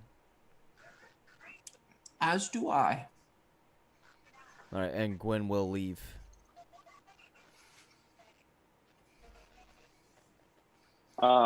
Tonight's episode is brought to you by Pop-Tarts. Can I be the last one to leave? I still can wanted certainly to. try. I wanted to kind of project an idea to Asgard with detect magic. What?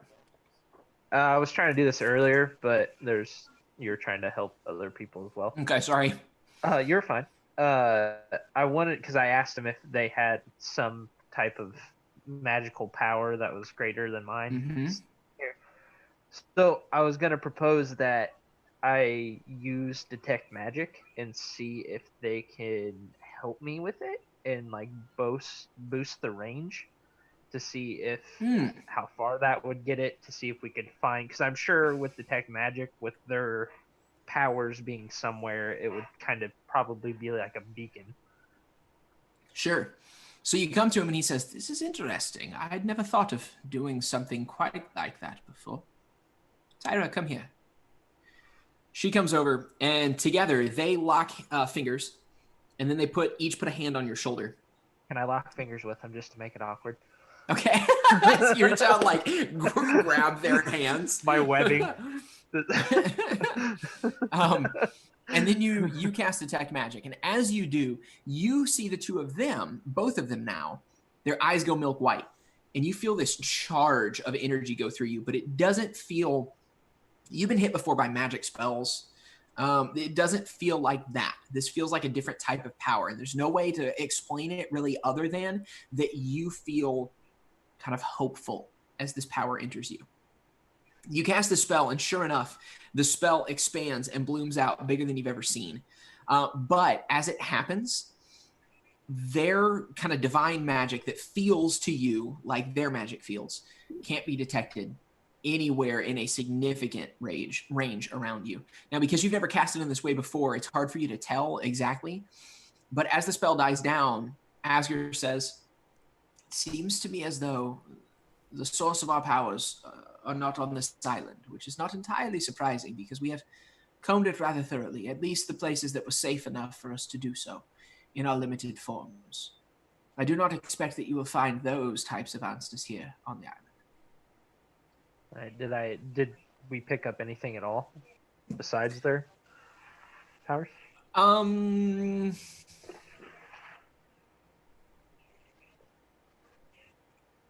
Not really. Okay. Not really. Can't blame a guy. Not within the scope of that spell. Yeah, okay. For sure. It was a great idea. But you do know, Meta, you do know the secret to getting their power back isn't here. You're going to have to go to other places to get their power back.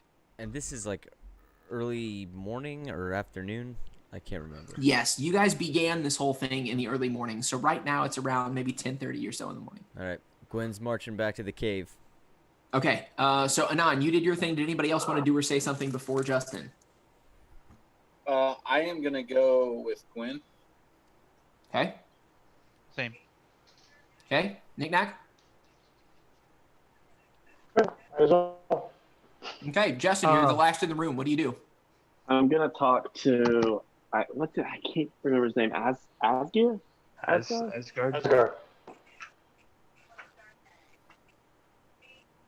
If after we die, we just end up at the feet of Morok again, why should we help you? Let me chew my Pop-Tart. Weird response. Your question would be longer. Let me chew my Pop-Tart, boy.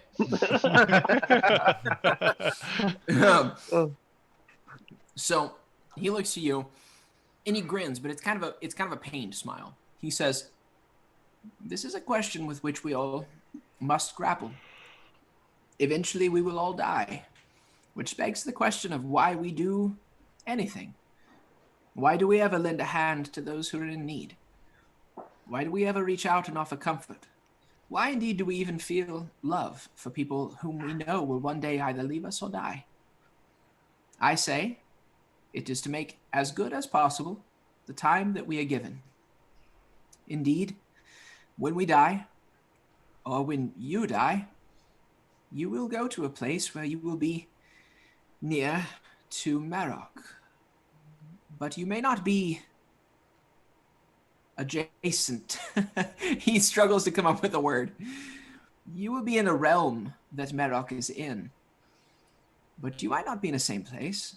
You may be in a place where you are quite comfortable. I do not know what path led his sister to be with Marok. Perhaps she is not where she is supposed to be. Perhaps she should not be in a realm of suffering. Perhaps she should be in a portion of the realm where things are much better and much brighter. Or perhaps she deserves to sit at the feet of Marok. I cannot say. But what I can say is, it is worth resisting Marok with every breath we have, in order to make sure that no one who need not suffer is suffering. I think that the world that we have is worth protecting, even if it is only for a limited time." What happens to you when you die? Where do you go?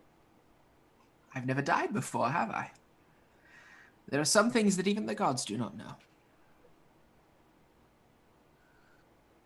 I want to go where you're going. Can we make a deal? You seem to have the powers to reach through realms once you get your powers back, to go to places that I can't, to where most people can't. You're a god of great power, a god of the gods even. If I help you, I want you to take me with you when I die. He thinks for a long time. This could be possible. There are rumors, stories among the gods of similar things being done in the past, but it is not easy to earn such favor among the gods. Surely restoring a god back to being a god who's quite honestly less than a peasant right now. I'll give you your powers back. I'll make sure it happens. He, at this point, looks a little sad, and he says, "Perhaps I have been unclear, or perhaps you have misunderstood. I do not desire to have my powers back.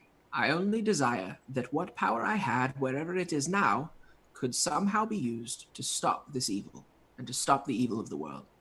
If I am destined forever to be trapped in this body, that is fine by me.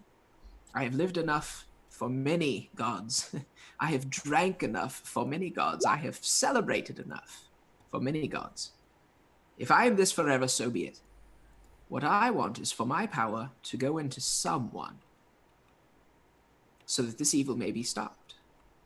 If you can accomplish that, What kind of then perhaps I could help you with what you want." what sort of vessel are we looking for? You keep telling us to find this power, but what is it? Is it some ball of energy? Is it in some sacred ruin? Is it? So he reaches out to put a hand on your shoulder.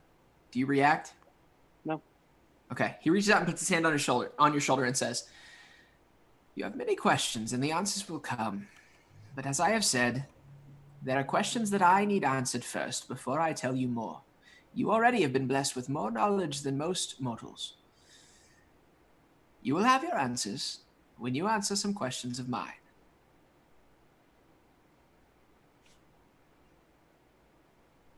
At this point, he turns without waiting for you to respond. He turns, goes to the door, and holds open the door for you.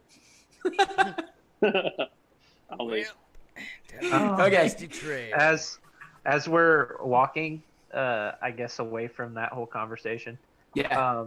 I kind of want to try to call it to the wolves if I can, and have them kind of scout, I guess, around us to make sure we're not attacked or ambushed on the way to this Smart. cave. Okay. So the wolves come, they meet up with you, and after just a little bit, they take off. They begin circling on their path. You guys all walk along the trail that you followed before. I'm not going to make you do it in turn order, Justin. You guys make it back to the pond where you killed the beast. Sure enough, its corpse is still laying there. Its corpse is still laying there. And after a few minutes of you kind of looking around, the wolves finish their circle and they come back and they say, "We haven't found anything yet, but we will continue to search as long as you are gone." And they take back off again on the trail. We'll go on ahead and skip forward a little bit because I assume you guys are just going to go back to where you were before and roll this along. Yeah. Okay. So you guys dive back under the water. You pop back out into the cave where we were before. Let me move us over there. Boom. You're back in the cave. You guys ask Anon where he found this crystal. you ask Anon where he found this crystal, and he remembers, and he leads you over to this room right over here. I don't know if that's visible on Twitch, but yeah, well, it's right over here where he found the crystal. Okay. So you guys make your way over there, and you begin to check it out. What do you do when you guys arrive in this room? I immediately tell everyone, do not hug this stupid thing. Whatever you do, don't hug it. Yeah. All right. Gwen will start to check the perimeter first, like check the exterior walls, looking for something. She knows there's something about this that was important, and she's trying to figure out what that is. I can see through Pam, right? If I use Find Familiar. Mm-hmm. Yep. I am going to look through Pam and send her into the crystal. Holy crap! Here we go. And Pam died. Pam.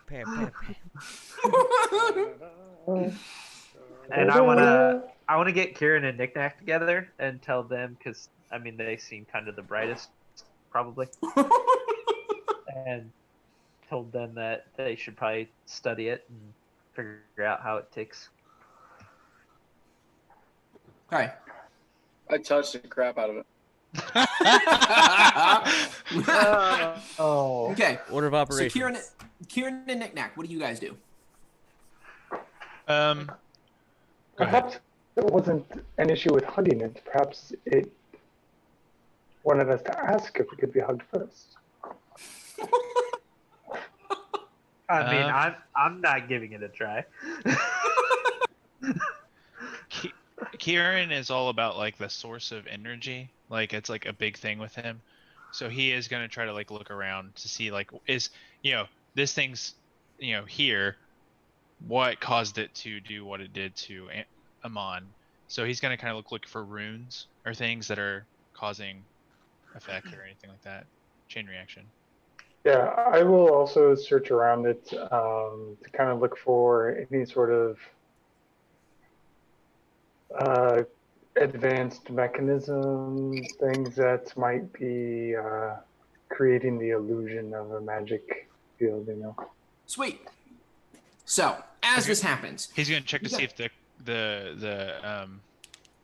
crystal has any surgery scars too. So. Are there any birthmarks? Does it have any birthmarks? as this happens, you guys all step into the room. The very first thing that happens is that Valdir kind of begins to like look around, and all of a sudden, this little bird flies up next to his head. He's like, "Go, sick 'em." I can't see while this is happening, so I'm gonna lean on. Actually, you can. If it's dark vision, is that what you're saying? That you can't see in the dark? because No, his senses go from his body physically to the can't bird. Oh, see. that's right. My senses are now in Pam. Yeah, That's right. He's a shell. I'm gonna lean on Kieran because I know he knows what's happening because he has a familiar. Okay. So he kind of puts his hand on Kieran and goes into this weird sort of trancey thing as you see this bird fly up next to his head. Gwyn turns and begins to sort of feel around on the rock and begins to check the perimeters. Anon, you pull aside Nick Nack and Kieran and you tell them, hey, don't hug it. Maybe go see if there's another way to do something with it. Yeah. So Nick Nack steps up. Kieran leaves. Yes. No, I'll hold on. Knick-knack I'll hold steps- your hand. I'll hold your hand. Okay. Nick Nack steps up and he says, perhaps we should ask it first, or maybe there's a riddle, and then he begins to sort of look around. Kieran, you immediately reach into your sack and you start pulling out like some equipment and stuff, like some tools that you got, and you're like, scanning for weird wavelengths and all kinds of crap. And Thane, you just barge into the room and you're going straight for this thing. Which hand are you reaching with? Right hand. Okay. Is no one gonna stop him? We're all you busy. guys- all yeah, busy. you guys all do this. Hey, Fine. Justin, remember that we're I'm not not doing turn paying order. attention. This all happens at the same time. Oh, Thane walks in, face. reaches his Okay. hand out. As Thane reaches, you guys hear, "Zoop," and a bird goes flying, smacks into this crystal. It goes, "Poof." There's feathers everywhere, and you hear a thud as the bird hits the wall behind you. Without even reacting, this bird's body shoots right past Thane's head. It misses it by like an inch, and Thane doesn't even flinch. He takes his hand, grabs this crystal. As he touches it, the crystal is slowly spinning, and the moment your hand hits it, the crystal stops rotating and begins to shake like you've jammed something into some gears. Gwyn, as you feel around on the wall and you kind of investigate, see if there are any nooks or crannies, you feel a cold chill go up your back. Excuse me. Almost like a static shock, basically, but cold. It's really weird. Kieran, as you're looking and trying to find something electrical, you see sparks shooting off of the bottom of this crystal. Now, imagine this is like a Final Fantasy crystal. It's straight up as cliche as you can imagine, a perfectly cut Final Fantasy gem that's floating Okay. there. And Did Kieran, Pam you take see, damage? dude, Pam's fried. Oh, perfect. Pam is toast. Okay, so Kieran, you see some reddish sparks shoot off the bottom of this thing, and this thing glowed a faint blue, so that is real weird to you. Nick Nack, you watch as coming off of Thane's hand into this crystal are these arcing cracks that appear with a red light coming out of them, and sparks begin to shoot off, and the whole thing is violently shaking as though it's trying to take Thane's hand off. Thane, make a strength check. Oh crap! Is he making the strength check? You're going to do the strength check with advantage because of your Merok arm. Yes, go ahead. I want to look at Valdir and just tell him, I told you not to hug it. With your meat hooks. Yeah.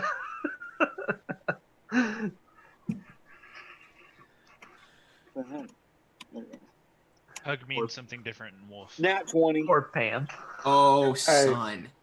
So you grab this thing, and as you do, you suddenly feel this horrible pain in your fingers, kind of coming from your wrist out into your fingers, and these huge claws extend out of your hands and grip into this crystal. They stab in, and as they do, the crystal begins to crack and break.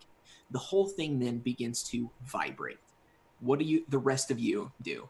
Dang. I pull out that stone that Valdir gave me, and I'm going to try to talk to Asgard through it. Okay. Gwen's also gonna yell, "Thing, no!" And she's gonna run over towards him and try to grab him. Okay. Yeah, I'll do the same. I just say SOS into this rock that's non-magical. Okay. Okay. I have a question. Kieran Yes. sees this. Does this look like a negative reaction? Yes. Okay. Kieran goes to take for cover. Okay. So Kieran runs and dives. Knick-knack, what do you do? So I see everybody rushing to stop the thing, Except for Kieran. and yeah, except for Kieran. And Kieran the I Brave. realize I'm afraid that this arm has taken full possession control of him, and without even thinking, because like I don't fully realize that I have these magical powers, I cast Hold Person on him. Yes! You're gonna cast what? I'm gonna cast Hold Person on Thing. Old person. Okay. So person. I think the first person, who was the first person that said they were going to grab Thane? Was it Gwen? Gwen. Okay. Gwen was the first one. So Anon, you're assisting, right? No, I was trying to call Asgard. Oh, that's right. That's right. Non-magical He dialed rock 911. Okay. that Valdir gave me. He has a rock, and that's it. So Gwen and Valdir, are pulling on him. Knick-knack casts Hold Person. Here's what's going to happen. Gwen, you were going to roll with advantage because of Valdir's help.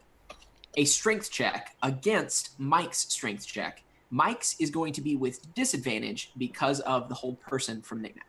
So Mike, roll a strength check with disadvantage. Adam, roll a strength check with advantage. And this is Don't I have to make a wisdom check? If this doesn't work, I'm gonna ready Okay. a spell. I'm Okay. also. As this happens, I can use my hold on 1 reaction. second. I'm pausing you. As this happens, Asger, you hear his voice coming out of the stone. What do you say to him? No, the stone is fake. Oh, the stone is fake? Yeah, it's non-magical. Yeah. I He gave me- forgot that. He gave me a fake Yeah. stone. Okay, never mind then. So- It can I'm just- only go to me. Danny, I'm just you're- yelling. I'm just yelling SOS into this rock, just standing still in the middle of all this commotion. Okay, so Kieran, you are unpaused then. What was your reaction going to be? I can use a flash of genius, just to kind of increase the strength check. sweet. Basically, what I'm gonna do is I pull out Disco Spider, turn him around, and like kind of just like squeeze, and like a webbing kind of sticks around Gwen and Thane. in Thane's hand. So whatever, or like so wherever she's trying to grab a Thane, it kind of like makes it just stickier. Essentially, so you Okay, get, you get so plus I'm 4 going to to your allow check. you, Gwen, I'm going to allow you to roll, with advantage, +4 against Mike's disadvantage. Mike, what did you get? Plus 4. First of all, I think I have to Yeah. do. I think I have to do the wisdom check first, right? Oh, that's right. Yeah, Yeah, to resist the Hold Person's a Person. wisdom Yep. save, yeah. And real Make it. quick, this is an athletics strength, right? Yes. Like what you for okay. Yeah, it's not gonna look good. That's looking pretty good for me. I mean, 31. Not 20, 31. Yeah. Yo. Roll. He accidentally rips his spine out. Dang. Full predator. This is the wisdom. Nat 1. Natural 1. Yes! Yes! Plays Oh, with man. 100% help. And Gwen the beauty of crushes this is Thane. the disadvantage and the advantage, neither one came in because Gwen got the nat 20 on the first and you got the nat 1 on the first. Yeah. It's Okay. like, So Thane begins to grab, and as he does, Gwen, you reach around and grab him by the shoulders. Valdir grabs onto you, and you guys both pull. You feel a slight squeeze on your boob from Valdir, and then you see this kind of webbing hit your hand, and you yank. And you, as you see this crystal with these claws jabbing into it, you feel this white hot rage that you can't even explain. Me? No, Gwen. Gwen, you don't know if this is because you see him giving into the arm. You don't know if it's because of what's happening to this crystal. You don't know if you just think he's stupid and that's what's making you upset. But either way, you get so mad. You grab him and you pull and you literally pick him up about 3 feet off the ground and toss him to the side. Thane, you're kind of blown away because as you start to come to, you're like, I'm so powerful. But as you get kind of away from this crystal, the crystal now begins to kind of heal itself, basically. The red fades from it, and the thing begins to spin, and it begins to spin faster and glow a brighter blue. Gwen, you turn and look at it, and as you're close to it, it seems the closer you get, the brighter it glows. And Thane, your arm begins to feel weaker. And in fact, you feel kind of a stinging sensation, almost like you've dumped peroxide over a bunch of wounds on your hand. You feel this stinging, burning feeling in your hand as that strength begins to subside. I want it to be known that I wasn't doing that in like a, yo, I'm about to break this thing. Okay, then RP that. Let it be known. Okay. Anyway. No, RP that. Let it be known. Tell him. Well, I just got thrown, so I mean, I think I'm probably like getting my bearings. Yeah, you're like, what the F? You're still held too, right? Hold person. Uh-huh. He's paralyzed. Yeah, he's paralyzed. Your boy can't even do none of it. So. Okay, so never mind then. ERP. Right. I didn't do it. Gwen's gonna walk up to him though on the floor. While he's laying there, and she's gonna kneel down, and she's gonna get real close to him and whisper in his ear so that nobody else can hear. But she says this. I'm also yelling into a rock still. Yeah. Help us! SOS! Pull us out! Help! Help! Man down! Alone! Okay, back to Gwen. What are you saying? So she kneels down and she gets right next to him and she goes, "No matter what that creature promised you, he will not keep an honest bargain. You should know this. Don't be foolish. Don't be rash. And don't leave us. You can't do it alone. We can help you. You're smarter than this. Be smarter than this." And then she will walk back over towards the crystal. Okay. As she was talking to you, Thane, you're still paralyzed. And so you have that kind of like panic, like you've just woken up from a dream and you got sleep paralysis. You're like, how long is he paralyzed for? I need to get out of this. Huh? How long is full person work? Well, it's like is it a round? What is it? It lasts a minute. I think you get saves every time. Yeah, he gets to save at the end of each round, basically. In my mind, I imagine Knickknack's like, why can't he move? Can anybody? Why? So Get up, Thane, get up! Not knowing that he did it. He would eventually save it. Okay, so as she leans down in your face, again, Thane, you're trying to break out of this, but as you do, you see her lean in, and it's weird. She almost has a glow on her face that looks like the crystal. It's almost like somehow the light from the crystal got into her like a glow-in-the-dark toy, basically. And the longer she talks, it kind of starts to fade. But when she whispers into your ear, you feel that same sort of hopeful feeling that Anon felt earlier. And your arm, the pain, very quickly subsides. And even though you can't move, you feel like once you're released, your arm will kind of be back to normal, the way it was before. I mean, it's still a jacked up arm, but your control of it, it doesn't feel hulked out anymore. I know this isn't paralyzed. Can I talk or no? Make your save, because it's been about 6 seconds. You've had your time. Can Kieran see the stones reacting way different to Gwen? Is it like, or was it just because they were close? Making an insight check. Okay. So Mike, you don't break out. Now, to give you context, I'm not saying that this changes any of your free will, but your heart doesn't feel quite as angry right now as it did before. So still make your own choices, but you do notice should calm you a little bit. Okay. I mean, I guess what I'm asking is, if I can't talk, I can't respond. So. Right, exactly. So let me ask this then. Knick-Knack, with your spell, you can feel that he wants to talk. Are you going to let him talk?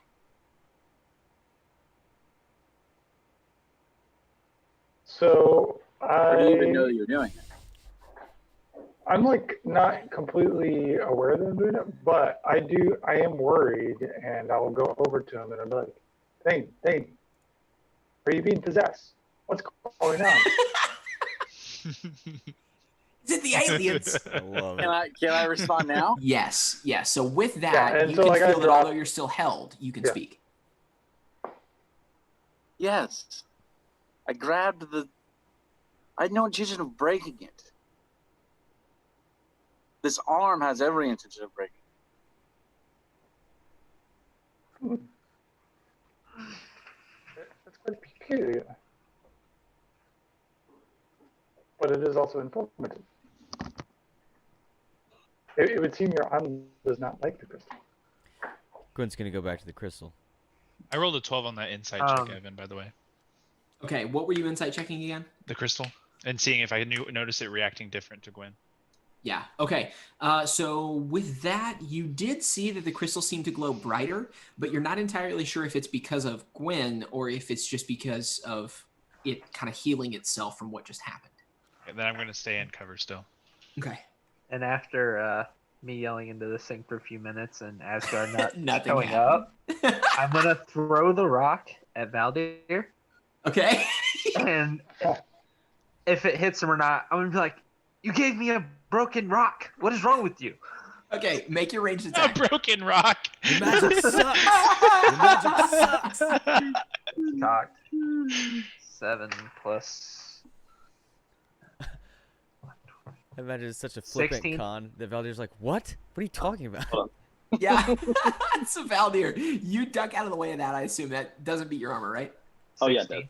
It does? It does. Yeah. Dang. Yeah, Okay. So yeah. What damage? Improvise. You want me to weapon. roll like a D4 or? Rock Probably a damage. D4. Okay. Oh, Four. you're Four. Okay, Oh, so he chucks this rock. You feel it smack right into your left shoulder. You take 4 points of damage, Valdir. What do you do? 4 points of damage. Yeah. Yeah, man. It should be your strength score. I'm dex based. Yeah, it should be What 1. is this? Why did you? What? Oh, the. I savings- didn't even do a plus on that. That was just a straight 4. You just got David and Goliath in the face. Yeah. Valdir, what do you do? What did he say? I said you gave me a broken rock. What's your problem? It's not broken. You just didn't use it right, and I'm gonna walk over to him. You have to Then place I it- say, apparently I did. It broke on you, didn't it? Wait, did the rock break? I'm guessing after 4 points of damage. It's a sturdy rock. I'm gonna tell him you have to hold it between your teeth so the vibrations go directly into the stone. You can't just yell in it in a moment of panic. And I'm gonna hand it back to him. Can I roll Make a insight? deception check. Yes. Get him Love with that it. deception, Ooh, boy. charisma versus Okay. insight or wisdom, so that's both their things. I got a 15. I got a 20. Dirty or Okay, natural? So So I, Wait, It's natural dirty. or dirty? It's dirty. Okay. Okay. I look at him and I'm like, oh, I apologize. I'll put it back in my bag for later then, I guess. I'm such an idiot. Okay, so as all of this is going down, Mike, you kind of get up to your feet, and Gwen, you walk up to the stone. What are you doing? Did she notice any of the, like, what happened to between her and the stone? Not particularly, but as she walks up closer to it, yeah, she does begin to notice that the color glows from a very soft blue to a brighter blue. She's gonna, I don't know if this would be like insight check or what, but she's gonna try to just like open herself up to it. Like, do you remember in the movie the book The Sphere, the Michael Crichton book? Where they Yep. find, anyway, I read so that one. So she's just gonna go up to this, and she's just going to listen, I guess. Maybe not so much with her ears, but just like with her being, and see what she can see. Okay. It's a weird experience for you because you kind of close your eyes and you listen, and absolutely nothing. It's dead silence. You don't hear anything. You don't feel anything. It's completely silent.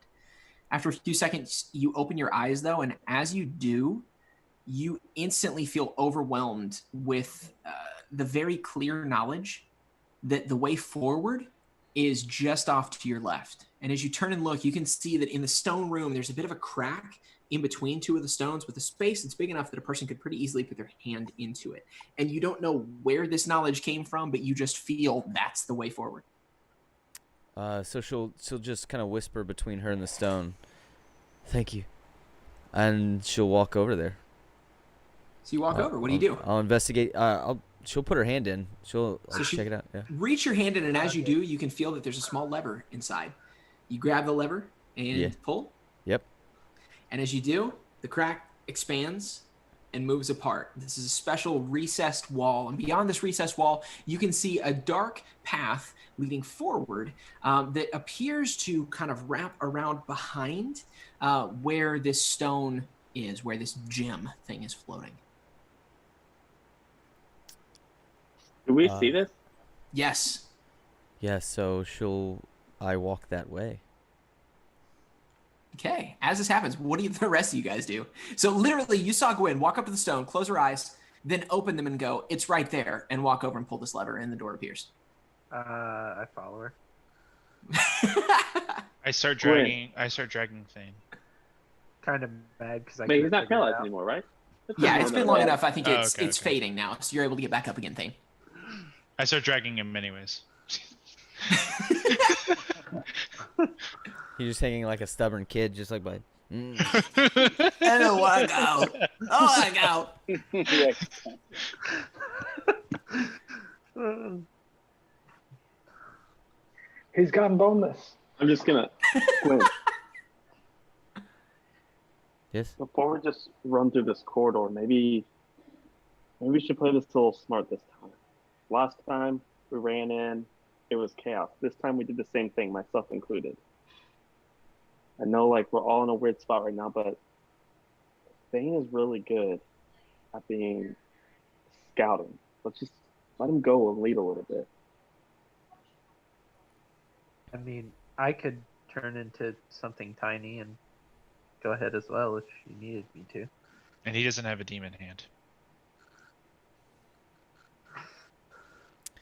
All I'm saying is we don't know what we're walking into. Let's not just rush in. I'll turn into a tiny spider then. Thane, what do you say? I crushed the spider. You gotta find me first. Not about that. I watched you do it, bro. You're the. I'm like super tiny. You're at the bud. Well, it looks like I gotta create a new character, Okay, guys. so- No, you would turn into the cat underneath his I foot. know. I No, know. I'm just kidding. So I Valier, froze for a little bit, so I don't know anything that just happened in the past 30 seconds. I'm going to. Nothing. We're happened. all sort of round tabling it as a group, correct? yeah. Should. This hand seems like it's causing more problems than it's worth. I've went forward already because I already. Now again, Thane, hear me when I say this. The feeling of hope and peace that you felt from Gwen was something that you felt from her. When she's away from you, that subsides. So if you want to keep following the arm, if you want to go along with the plan of the group, you do you. I'm not dictating what you need to do. No, I know. I'm saying this as thing to the group. Perfect. This arm seems.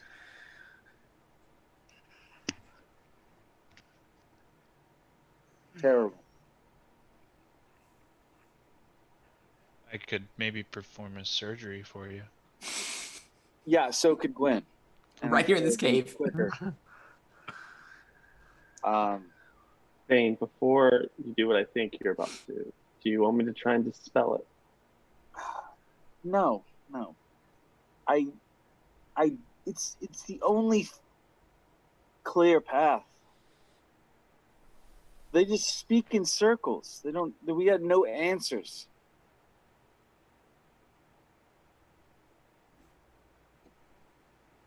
What am I to do? As they're having this conversation, Anon, you have become a spider, and you begin to kind of crawl ahead. And as you move forward, you see that the path curves around a little bit, and it's not very long before it opens up into a small circular room. And inside this room, you can see that there's a door that is locked, and at least it appears to be. Right next to this door is a rather large statue with its hands held out. And as you crawl in, you can see that below the statue is a placard, and the placard says this. And you see Disco Spider boss battle. Go. It's like Godzilla versus Spider Mechagodzilla. Bite. No, who Oh, lose? Justin's gone. Ah. He said he's having internet troubles. Oh, this is that's going to be the so worst. sad if he goes right now. Did it goof your thing? Yeah, dude, it jacked all of the screens up. That's what he gets for All right. giving me a non-magical rock. Justin. I just Justin. Oh, man, the view looks so messed up right now. That's hilarious. I switched it. I think he's back. His camera's Hey guys, back. I'm back. There he Okay, is. what did you do, Sorry. Justin? You ruined everything. Okay. Fine. Okay, I'll get us. so, Anon, while he's fixing this, Anon, you see that the placard under 9 this... people in my house logged on to the same thing. The placard under this statue says, "Bring to me the greatest weapon that kings covet, puts warriors to ruin, and ends all battles." As you look around the room, you see that on basically like racks on the walls are various weapons, all sorts of different weapons surrounding this circular room. And as you look at this, you sense immediately there's not an enemy in this room. There's just something that you need to kind of puzzle your way through. And you said there was a door that was locked? Yes, right next to this big statue. Is there a keyhole? No. Is there any crease I can kind of shimmy under or look under No. at least? As you look around, Dang. you can see that this thing is super tight. That's a In good fact, door. yeah, in fact, it almost appears as though there's some sort of basically it's a goofy illusion, or illustration, but like magical grout, basically, that this Okay. door is clearly sealed magically by some sort of device. And the rock basically kind of bonds together where it connects. All right. Do I see anything in there that would be beneficial to me personally? I mean, unless you consider these weapons, they're old weapons. Unless you consider them beneficial, probably not. Phone. I need my phone. That's what I need. One of these. Okay, I'm gonna cast Detect Magic again. I have Okay. 2 more first level slots. Okay, so And- as you go ahead, sorry. I was just seeing if anything was magical, any of these weapons or anything Sure. around me. As you do, it doesn't appear that any of these weapons is magic. You can see that there are certain things on some of them where there are some inscriptions or runes that were done with some sort of magical weapon crafting gear, but it doesn't appear that the weapon itself is like a +1 or fire or anything weird like that. It just looks more like where you see traces of magic, that the tools that were used to craft it were magic. But you do sense a lot of magic coming off of the statue and off of the locked door. I'm gonna inspect the statue, and then after that, I'm gonna head back to the group. Sweet. As you inspect the statue, basically it's clear that whatever magic is in it is linked to the magic of the door, and that satisfying whatever it is the statue wants of you will open the door. Okay. All right. Well, I don't see the need because I didn't pass any like enemies or anything like that No. on the way here, right? No, Alright, it's a so fairly I'm- small corridor, and this circular room appears to only have one entrance or exit, and there's not really any hiding places in here. I'm gonna go ahead and go back to the group Okay. and drop my spider form or whatever. Just go back. So as- you've only been gone for maybe 30 seconds, and as you come back, they're right in the middle of this heated conversation. What did I miss? What are we talking about? We're all holding Thane down. We're getting ready to cut off his arm. No, no, Okay. 30 seconds. Ah! I legitimately missed it IRL, so So Thane just basically said they talk in circles. You can't trust them. Gwen's gonna respond. You're not wrong. I mean, this creature at least made you a promise. I don't think that you can trust that. But there is something to be said of the fact that he spoke it. No, I don't know. Who's to say he can't trust this demon, yet he can trust these gods that he said? I've had experience in a few things like this myself, and trust is just a matter of perspective. Yeah, so let's not trust them. Okay. They're strange to us. This other creature is strange to us. We've seen, even if we cannot trust the visions or what they've told us, we could trust our eyes. We saw what he did on the mainland, or what his people have done in his name. You know that you cannot trust him. As we stand, we have no reason to trust these people up here. But we could trust each other. You could trust me. And you could trust me when I say that I will do all that I can to return your sister. Not enslaved or corrupted, but truly. It is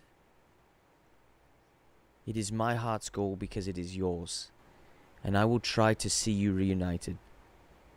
I promise you nothing except my full effort.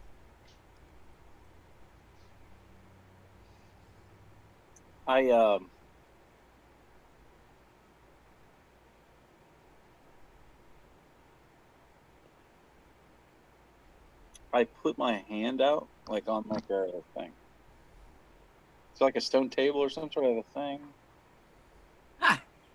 There's rocks all around. There are a few spots where the rocks are a little bit higher or packed a little bit more. And yeah, there's a spot where you could kind of a flat surface you could lay your arm on.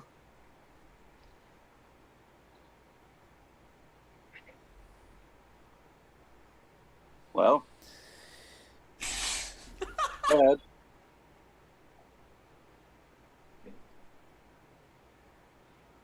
So as you're saying this, Josh poofs back into his normal form. If Gwen doesn't act, I will attempt to just like catch it on fire, like do like the make it look like it's true self. Okay, so you lay your arm out on this table thing. Gwen, before she can act, Josh appears in his form. Josh describes the room that he just saw. Tell him what you saw. You're muted. You're muted, Josh. Thank you. Clown, dude. I breathe heavy, so I tried to mute my mic. Anyway, we're not very far ahead from the next room. There's a locked door that's sealed pretty tight. A statue that has some weird message on it. I can't figure it out. And a bunch of weapons on the wall around the room. So I think it's some sort of puzzle, maybe. As you say this, you kind of finish describing it, and then you look around at what you see, and you're like, whoa, what's going on? Gwen, what do you do? We're not far from the next room. I think there's a metaphor there, Thane. Let's not be hasty. I think what this creature gave to corrupt you, you might be able to use to destroy him. So, as you said, Thane, as he begins to talk, you start to you begin to kind of flare up the fire on your arm. What do you do? No, I think if she says that, that would change my. Okay. He's not considered that. Yeah. Okay. No hasty You stop decisions. If you want it to happen, I'll do it. But under clear circumstances and a clear head. Let's move forward. And she'll go to the next room. So you guys kind of get up, make your way into the next room. As you enter this room, what you see is what I just described to Josh. You see a circular room that is about, we'll say 15 feet in diameter. All around the room are kind of mounting, I don't even know what you freaking call them, but like a little mounting thing that you could hang a sword or an axe or whatever on, all the way around, evenly spaced throughout the room, and it's a wide assortment of weapons. As you look, you see exactly what he described, that there is this statue that appears somehow linked to this door. The placard on the statue, once again, reads, "Bring to me the greatest weapon that kings covet, puts warriors to ruins, and ends all battles." Here are the weapons you see. Each one of them has a placard next to it as well with its name. Deathbringer is a warhammer, bright yellow with a leather handle. Oath Shatterer is a great sword, blood red with elvish inscriptions. Mercy Climber is a glaive, bright blue blade with black leather braided handle. The Giant Toe, it's a maul, a giant's skull with a mouth open and maul protruding in its handle. Quicksilver, a pike, dark green jade blade with a bamboo handle. The Bad Samaritan, a trident, dark golden, highly reflective with an abyssal inscription. Midnight Sun, a quarterstaff, braided and dark and light wood with teal crystal inlays. Peacemaker, a longsword, rusted with an olive branch wrapped around it. Kingslayer, Morning Star, black handle with milk white head sculpted with a face.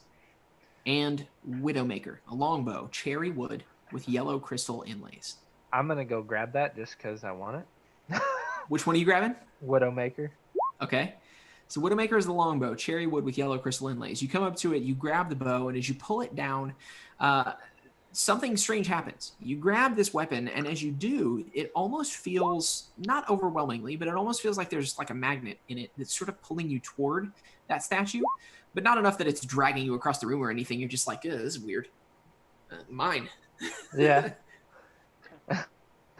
I just kind of looked at the group. I was like, I want this. Gwen will walk over towards the rusted greatsword, the Peacemaker. Okay. This Peacemaker is a longsword, and it's rusted. It has an olive branch wrapped around it. Clearly, it's in kind of disarray. And actually, as you look around, several of these weapons are fairly rusted and decayed, but a few of them are in pretty good shape. The Widowmaker was one of them that actually was in pretty good condition. Is there any books laying around? No. Okay. Gwen, what do you do? She kind of looks at the group. Yeah, I mean, we all feel the same. Yeah, that's the one. Yeah, that's the one. All right, and I so quite believe that is the right one. she'll just kind of gingerly, with both hands, pull it from the wall.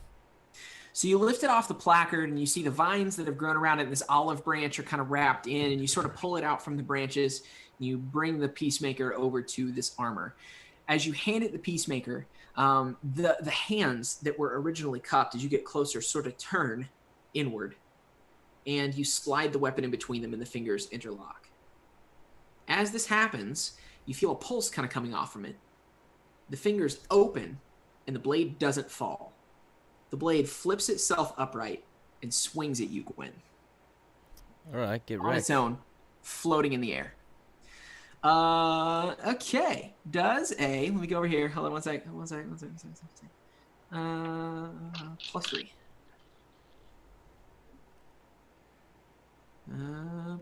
Nope, not -1. +3. Not gonna happen, dude. Gwen, Wow. does a 6 hit you? It does not. Okay. So what do you do? So it just takes a swing at me. Yes, it does. I will draw my shield out, and then just kind of try to grab it. I don't know. I'm gonna try to grapple this flying sword. Okay. Make a grapple check. All right. That's one easily.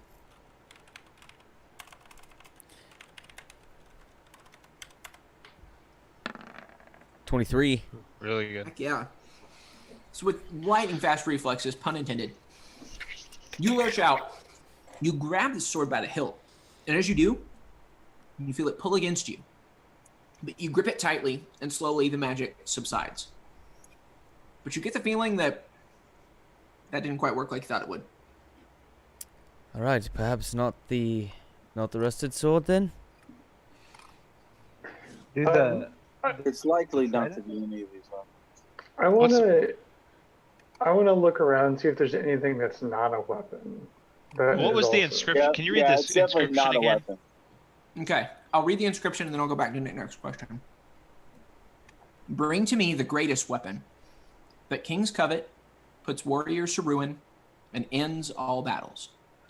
I was Knick-knack. thinking of a book. But... You wanted to look for things that weren't weapons. Roll an insight check. I have Or a wisdom. a bit of inspiration, but I'll go ahead and write. Is it a pen? Could be. You said insight? Mm-hmm. But warriors don't really covet that, do they? No, you're right. You're right. Oh, no. Yo, inspiration though? Yeah, hit him. Hit him with that. Actually, I inspiration. do have inspiration I haven't spent yet, so I might as well use it now. X Oh, you have it. Okay. You say I've got it, then I'm gonna give it And to you. if you're gonna roll low, roll Yes! low. There we go. Boom, Dirty 20. dude. Let's go, give it to you. Adam, totally, dude. Let me finish chewing my Pop-Tart.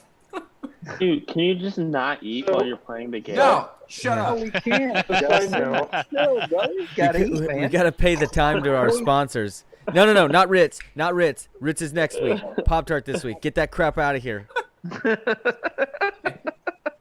Knick-knack. You begin to look around, and you start to think outside the box. As One you of look through the room, you see a lot of things that aren't necessarily affixed to the wall. You see that one of the nameplates on one of the weapons is a bit loose. It's the Midnight Sun, the quarterstaff. Its nameplate doesn't appear to be attached very hard into the wall. It's kind of at a weird angle. You see that there actually is a like a scabbard type thing that goes with the warhammer that's mounted right next to it. It's not a weapon. You notice that olive branch and the vines have kind of fallen down onto the floor next to it in a pile of some loose rocks. And you also notice that one of the tiles of the floor isn't kind of cemented in like you maybe expected it to be. Not necessarily that it's loose, but maybe. Okay. I want to take a look at the loose tile. I will also grab the empty scabbard and the bits of olive branch that are not on the weapon. Knick-knack just Because I grabs all realize the these are things. signs of like peace, you know. Okay. Say one more time the things that you picked up because you kind of cut out. Okay, the empty scabbard. Mm-hmm. The bits of olive branch that are not on the weapon. Mm-hmm. And then I want to check under that tile. Loose Okay. tile. So you pick up these couple things, then you go over to the tile, and as you kind of feel around, it's not loose at all. And you're kind of disappointed to see that basically the grout here is eroded. As you look around the room, there are a few other spots that aren't quite as severe, but you can see it's probably natural, and the tile doesn't really appear to shift.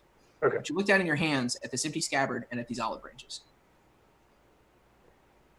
Do they seem to go together at all, or is it just, do I see them as kind of individual items at this point? They seem to be pretty individual. Okay. Well, I'm going to go over and take these to the statue Okay. and try and put them in the hands. How do you do it? Real quick, as he does so, Yeah. Gwen's gonna stand there. Since you're smaller, she's gonna use the dodge action and basically be just like a shield guardian for him. So if something happens and there's another attack, Okay, perfect. she's gonna be the target. Okay, so what do you do exactly, Knick-knack? You come up to it, and the hands that are out like this have rotated back in, and there's enough slot that you could probably put one of those two items into it.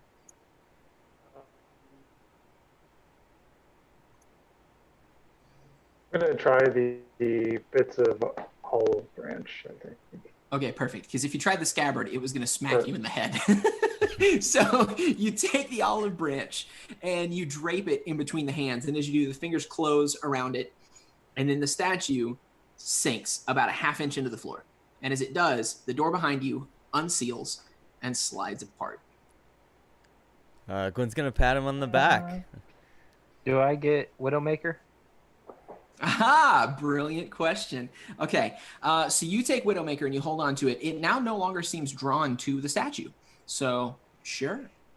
Okay. Ooh. I throw my That's other interesting. longbow to the ground and throw that around my body. Perfect. Okay. Also, So make a note, and I'm like, money was my second thought, but it seems that this will do. Well done. Well done. Okay. So inside in the next room, what you see is something that kind of reminds you of. I grabbed the trident. Whoa, sorry. Okay, you grab the trident. Again, you don't feel the pull. Maybe you would have had the statue still been there, but you don't feel anything. Yeah, okay. As we Make your walk way into into- the next room, I'm gonna look at the group and be like, "Really feels like the intern made that puzzle room. Am I right?" Yeah, what a loser. Is there any Puzzle room? language or runes that I would recognize written on this bow? Yes. No, this one doesn't have anything carved into it. It's cherry wood, and it has some yellow and gold crystal inlays, basically. So there are some fine lines of gold that have been sort of poured into the cracks of wood. So you see these little hairline gold things, and then you see these little yellow crystals that are like is amethyst yellow? Is that right, or did I imagine that? Amethyst is green. And Green. Dang it! Amethyst is purple, Buff. Amethyst What's purple. the Yeah, it yellow is one? purple. Is it Barrel? is it It's purple? red. Topaz. Topaz is kinda, Topaz. You see Amethyst some. is clear. And Citrite. and some- What is it? Amethyst Citrite? is clear. Wait, no, Yeah. amethyst is yellow. Is it I'm yellow? just gonna keep saying colors. I just keep saying colors. Amethyst is purple, dude. I have no idea. amethyst is purple. Let me see. What's the yellow birthstone? Is it citrite or citrine? Called. Something with a Sap. citrine. Yeah, it's. Amber. Wait, picture's loading. Picture's loading. Shut up. Topaz. Topaz. Yeah, topaz is It's also. Yeah, I was Yeah, thinking topaz. of barrel. All right, topaz holes. Topaz. Okay, so you see these little bits of topaz have been inlaid into this bow as well. Okay. So, So it's shiny. yeah.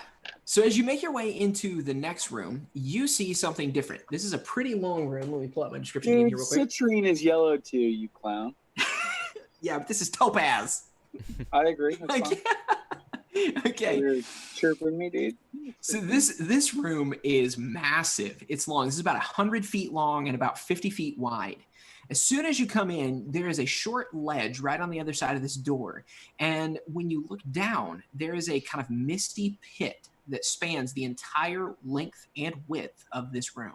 And it's sort of wispy and smoky at the top as you look at the upper layers, but when you look down deep into it, it gets dark real fast and you can't see anything. There are hold on one second, I lost my spot. There is an exit door at the opposite side that you look like you can go through, but between both doors, hanging over this misty pit, are several platforms that are held up by massive iron-linked chains. What do you do? This is probably gonna be stupid, but I'm gonna turn into a giant spider, Okay. and then if I can, I want to use my webbing to kind of do like a rope bridge across these. Baller. Okay. Like, yeah. Man, I don't even know how to roll that out. So this is a 100-foot long room. There are 6 different platforms. So we'll say the space in between the platforms, you're going to have to put out about, we'll say about 20-ish, 20 total feet in length of webbing, and maybe 2 feet wide for people to cross. Yeah, because I can just So- crawl on the ceiling or whatever. Make a con save for me. We're going to see how Can- much web your body's going to be Okay, able to produce. I want to use Flash of Genius and use the spider again to help him create these webs. How does Flash of Genius work? It just adds my intelligence modifier to the roll, essentially. So I To create. any roll? Yeah, I get four He's times. instructing me on how to do Oh this. my Yeah, gosh, that's amazing. essentially, I like to come up with like a MacGyver like situation, like how I'm going to help it. So Okay. if I can't do that, I don't use it. So I Okay. want my spider to help out. Essentially, Yeah, that's yeah. Flash of Genius. So So Kieran's spider kind of crawls up onto your butt and affixes itself as like a web spray nozzle to assist you with this. Okay. So make your roll. So it'd be a +5 since I have a +1 to this con. Yes. Oh my lord. Yeah, let me use it. It's gonna be a 7. Oh, okay. So you start going, you make it about halfway across the room, and you just run out of web. You're like, man, I'm not actually a spider. I'm just pretending to be one, and I don't know how they produce this much webbing. So I all just total, go. the crew is after I- able to get to go about ahead. the third platform. So go ahead. Once I run out of juice, I just keep going. So I You're did like, my peace, job. guys. Are we trying to get to the other side of the room, right? Yes, there's a door on the other side of the room. I'm gonna walk up to Gwen. Okay. Gwen, do you trust me to get to the other side quickly? I trust you to be very quick.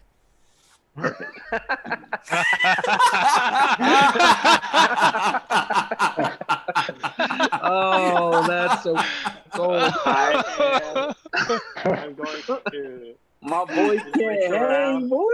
Can't think about it. I'm gonna reach around, put my hand on her butt, and cast Dimension Door to the other side of the room. You're gonna dimension Oh door my into gosh. a grave. That's where you're gonna dimension door to. Okay. Door into a freaking Gwen, grave, you give him a boy. kiss for luck. No. Okay, so you cast Dimension Door. Is everybody able to? How does it work? Is everybody able to I go can- through it, no, or is it I just can you work. and Gwen? Just me and Gwen.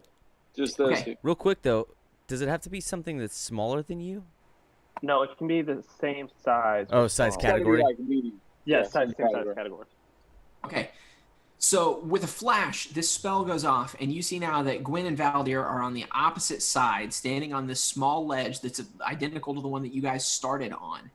And basically, I didn't describe the ledge super well. As you guys come through that door, this ledge is only about 4 feet deep. It's wide enough that you guys can all come through the door and stand on it, but it's not very big. It would be really hard for you guys to get a running start as you jump across these platforms. You guys pop out, though, through your dimension door onto the opposite side, about 100 feet away from the rest of the crew, as you see Anon crawling across the ceiling, and then kind of, I assume you're going to polymorph back, or are you going to stay as a spider? Since it's my last one, I'm gonna write it out Okay. as long as I can. Okay, smart. So you remain a spider and kind of cling to the ceiling, but you guys recognize that it's Anon. So what do the rest of you do? So there's webbing between some of the platforms. Yes, you can get about halfway across the room, but you're going to have to make some checks in order to be able to go the rest of the way. And for And, you can and Kieran, I go You ahead? also said there were like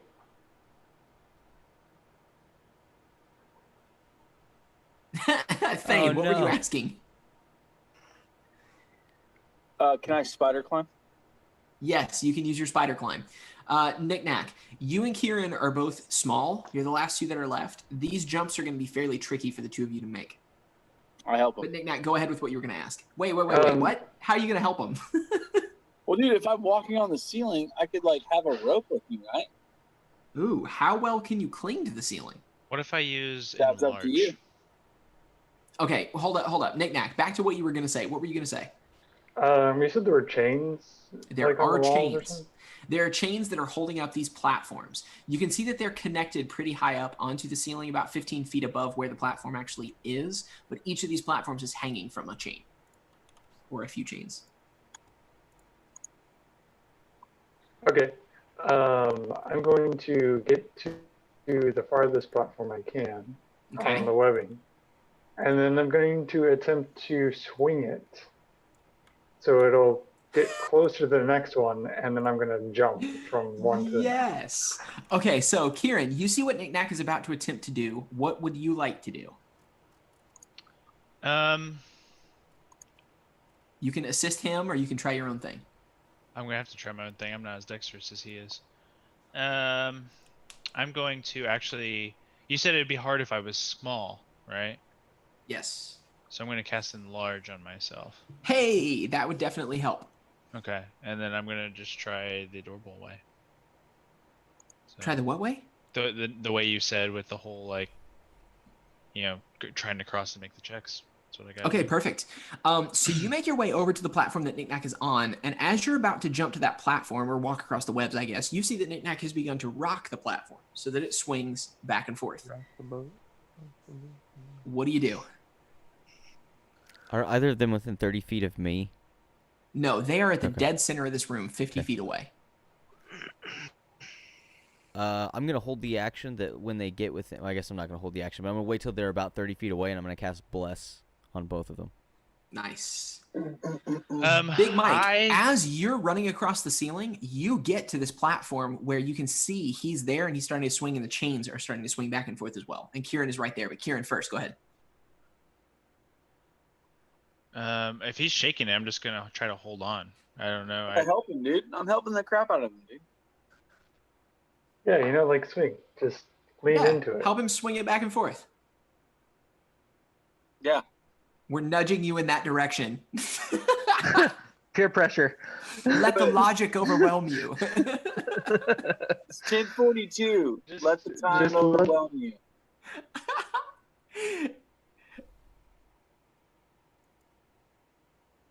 Kieran's Nothing. broken.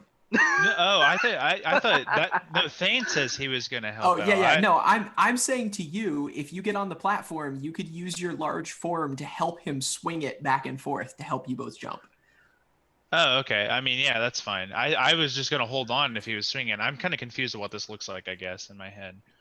Okay, you're on a I'm platform spider on walking. chains. Yeah. He is swinging it like a swing on a kid's playground to try to get momentum to launch himself to the next platform because he's not big enough to jump that far without a little help. Oh, okay. Yeah, I'll help him. Okay, so then Thane, you said you were going to help, right?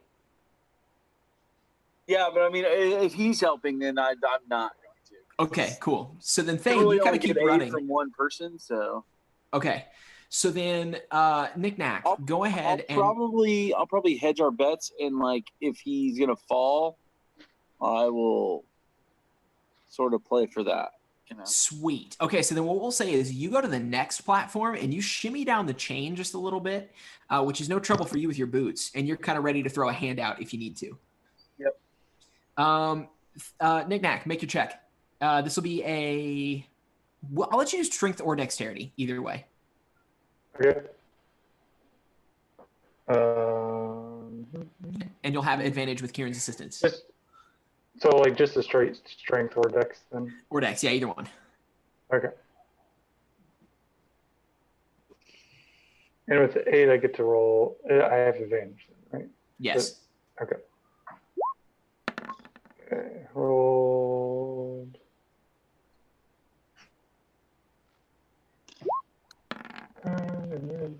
Hey! 220. Okay, so with that, with Kieran and Knick-Knack swinging together, you guys manage to swing this thing until, as it goes back and forth, eventually it gets down to about like a 4-foot gap, and you launch yourself. And with the extra momentum you've got, you fly right onto the next platform. As you hit, go ahead and roll another check to see if you can keep your momentum going to swing onto the final platform. Okay. At that point, you'd be roughly in range of Gwen, so Gwen's going to give you both bless. Which is a Okay, and D4. that's Is up. a D4. Yeah, but it's only 2 attacks or saving throws. I don't know if you're making a save here or not. You know what? Yeah, we'll just call it a save. Okay.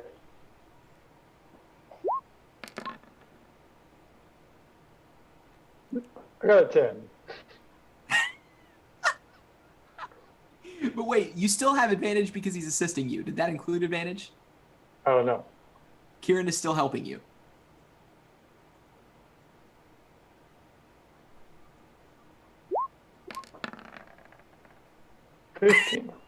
Still better. Okay, so you once again are able to carry on your momentum onto the next platform. You don't have to swing multiple times. You're just able to go and you jump, you clear it, you hit the very last platform, and with that, you're close enough that you're able to just kind of keep running and jump onto that final ledge where the others reach their arms out, grab you, and pull you up so that you guys have all made it. As you get to that final door, you turn and you see that as the party has kind of gathered on this ledge, the door seems to have sensed that you've made it, basically, because it slides down into the floor. And as it slides, it slowly reveals a sight that looks a lot like, I guess, imagine Superman's Fortress of Solitude, but really, really, really bright. You guys start to move in through this door, and you see a huge cavern. That this appears to be, from kind of the angle of the path curved around, you'd imagine that you're probably kind of on the other side of the wall, behind where these crystals would have been, or where that first crystal would have been. And there's this huge cavern, and it's full of crystals. Some of them are about the same size as that one. A few of them are a little bit smaller, but at the middle of the room, there is one that is absolutely massive. It's about 30 feet tall, and it's floating slightly off the ground and spinning really slowly in a circle. As you come in, all of you, except Gwen, are having to squint really hard because of how bright the light is, and you're kind of like shielding your eyes. Gwen, it doesn't really seem to affect you as much. You're still impressed with how bright it is, but it doesn't bother you as much. You kind of step forward into the room and see what happens. Basically, as you come in, you kind of look around more, and you realize that everything has this weird otherworldly kind of cleanliness to it. Like it's made of polished glass. Like everything, even the rocks, are shiny. The whole place is radiant. And Gwen, as you step closer and closer, everybody who's been shielding their eyes against these crystals now realize, good grief, you're bright too. And they're like, yeah, crap. And they're kind of blinking against you. As you walk toward this primary crystal, though, suddenly you notice that there's a light that slowly kind of begins to come down onto you. And the ground around you is lit by this beam. And you can't tell exactly where it was, but or where it's from, but it almost follows you as you walk. And as you get close to this crystal, suddenly you guys all hear a voice that appears to be coming from the crystal itself. It sounds not masculine or feminine. It almost sounds like there are multiple voices talking at the same time in the same breath through this crystal. The voice says, "The gods have slumbered long enough." When you feel a cold chill, and you keep sort of walking toward this bigger crystal, and as you do, you hear, "Daughter of Tyra, welcome home." A huge lightning bolt blasts out of the crystal, hits Gwen dead in the chest. The power of it lifts her up off the ground, and you all have to like fight and squint to kind of look up at her. And as you do, you see her float. Gwen, you don't feel pain from this. You feel warmth. And you feel that same hopeful feeling that the others felt. Then all of a sudden, all of you feel a sharp but short pain go right in between your eyes, almost like the start of a headache. The whole world around you goes bright white. And then everything goes black. And with that, I'll pause. That concludes Act 2 or whatever this was. We've been going at this for a while. Holy crap, boys! Daughter of I thought it was something like that, but sometimes I think in blood. I don't know. I think your mom got it on with that dragon, and that's how you were born. She's the lightning dragon queen, dude. What's up? Like that dragon took She had human that pained form. expression. Holy crap! All right, so that's that. That wraps up the first part of that campaign, or second part, or however many parts it was. We've had several parts, I think, but that's where we will pause for this chunk. That sets us up good for whenever we eventually return to it. And I personally am pretty stoked about rolling up an actual character and play, and I haven't played in a while. I'm excited to play Next with week will be you. fun. Yeah. Oh man, I'm looking forward to it. It's so fun. Yeah. All right, I'm gonna switch this over to DM View, Evan, if you want to like play us out. Sweet. Yeah, well, thank you guys so much for joining us. This has been I'm a lot Justin. of fun. That is Justin, who once again has been muted because we don't want further interruptions. Change his name. So thank you guys. Thank you guys for watching. This has been a ton of fun. I really enjoyed writing this. This is totally, a homebrew thing, and it's been fun kind of writing and evolving the story as it goes along. I hope you guys enjoyed the first part. I'm excited to see where it goes from here, but I'm also excited about what's coming up next. So as we said at the start of this, beginning next week, Adam is going to be taking over the DM chair as we pause this campaign and move into something new where we're going to focus a lot on role play, on character development, and on just improving as players, basically, and experiencing something different. I'm excited to see Adam DM, and if you haven't watched him DM before, I'm excited for you to see that as well. But regardless, thank you guys for watching. Thanks for your support of our channel, and we'll look forward to seeing you guys next week.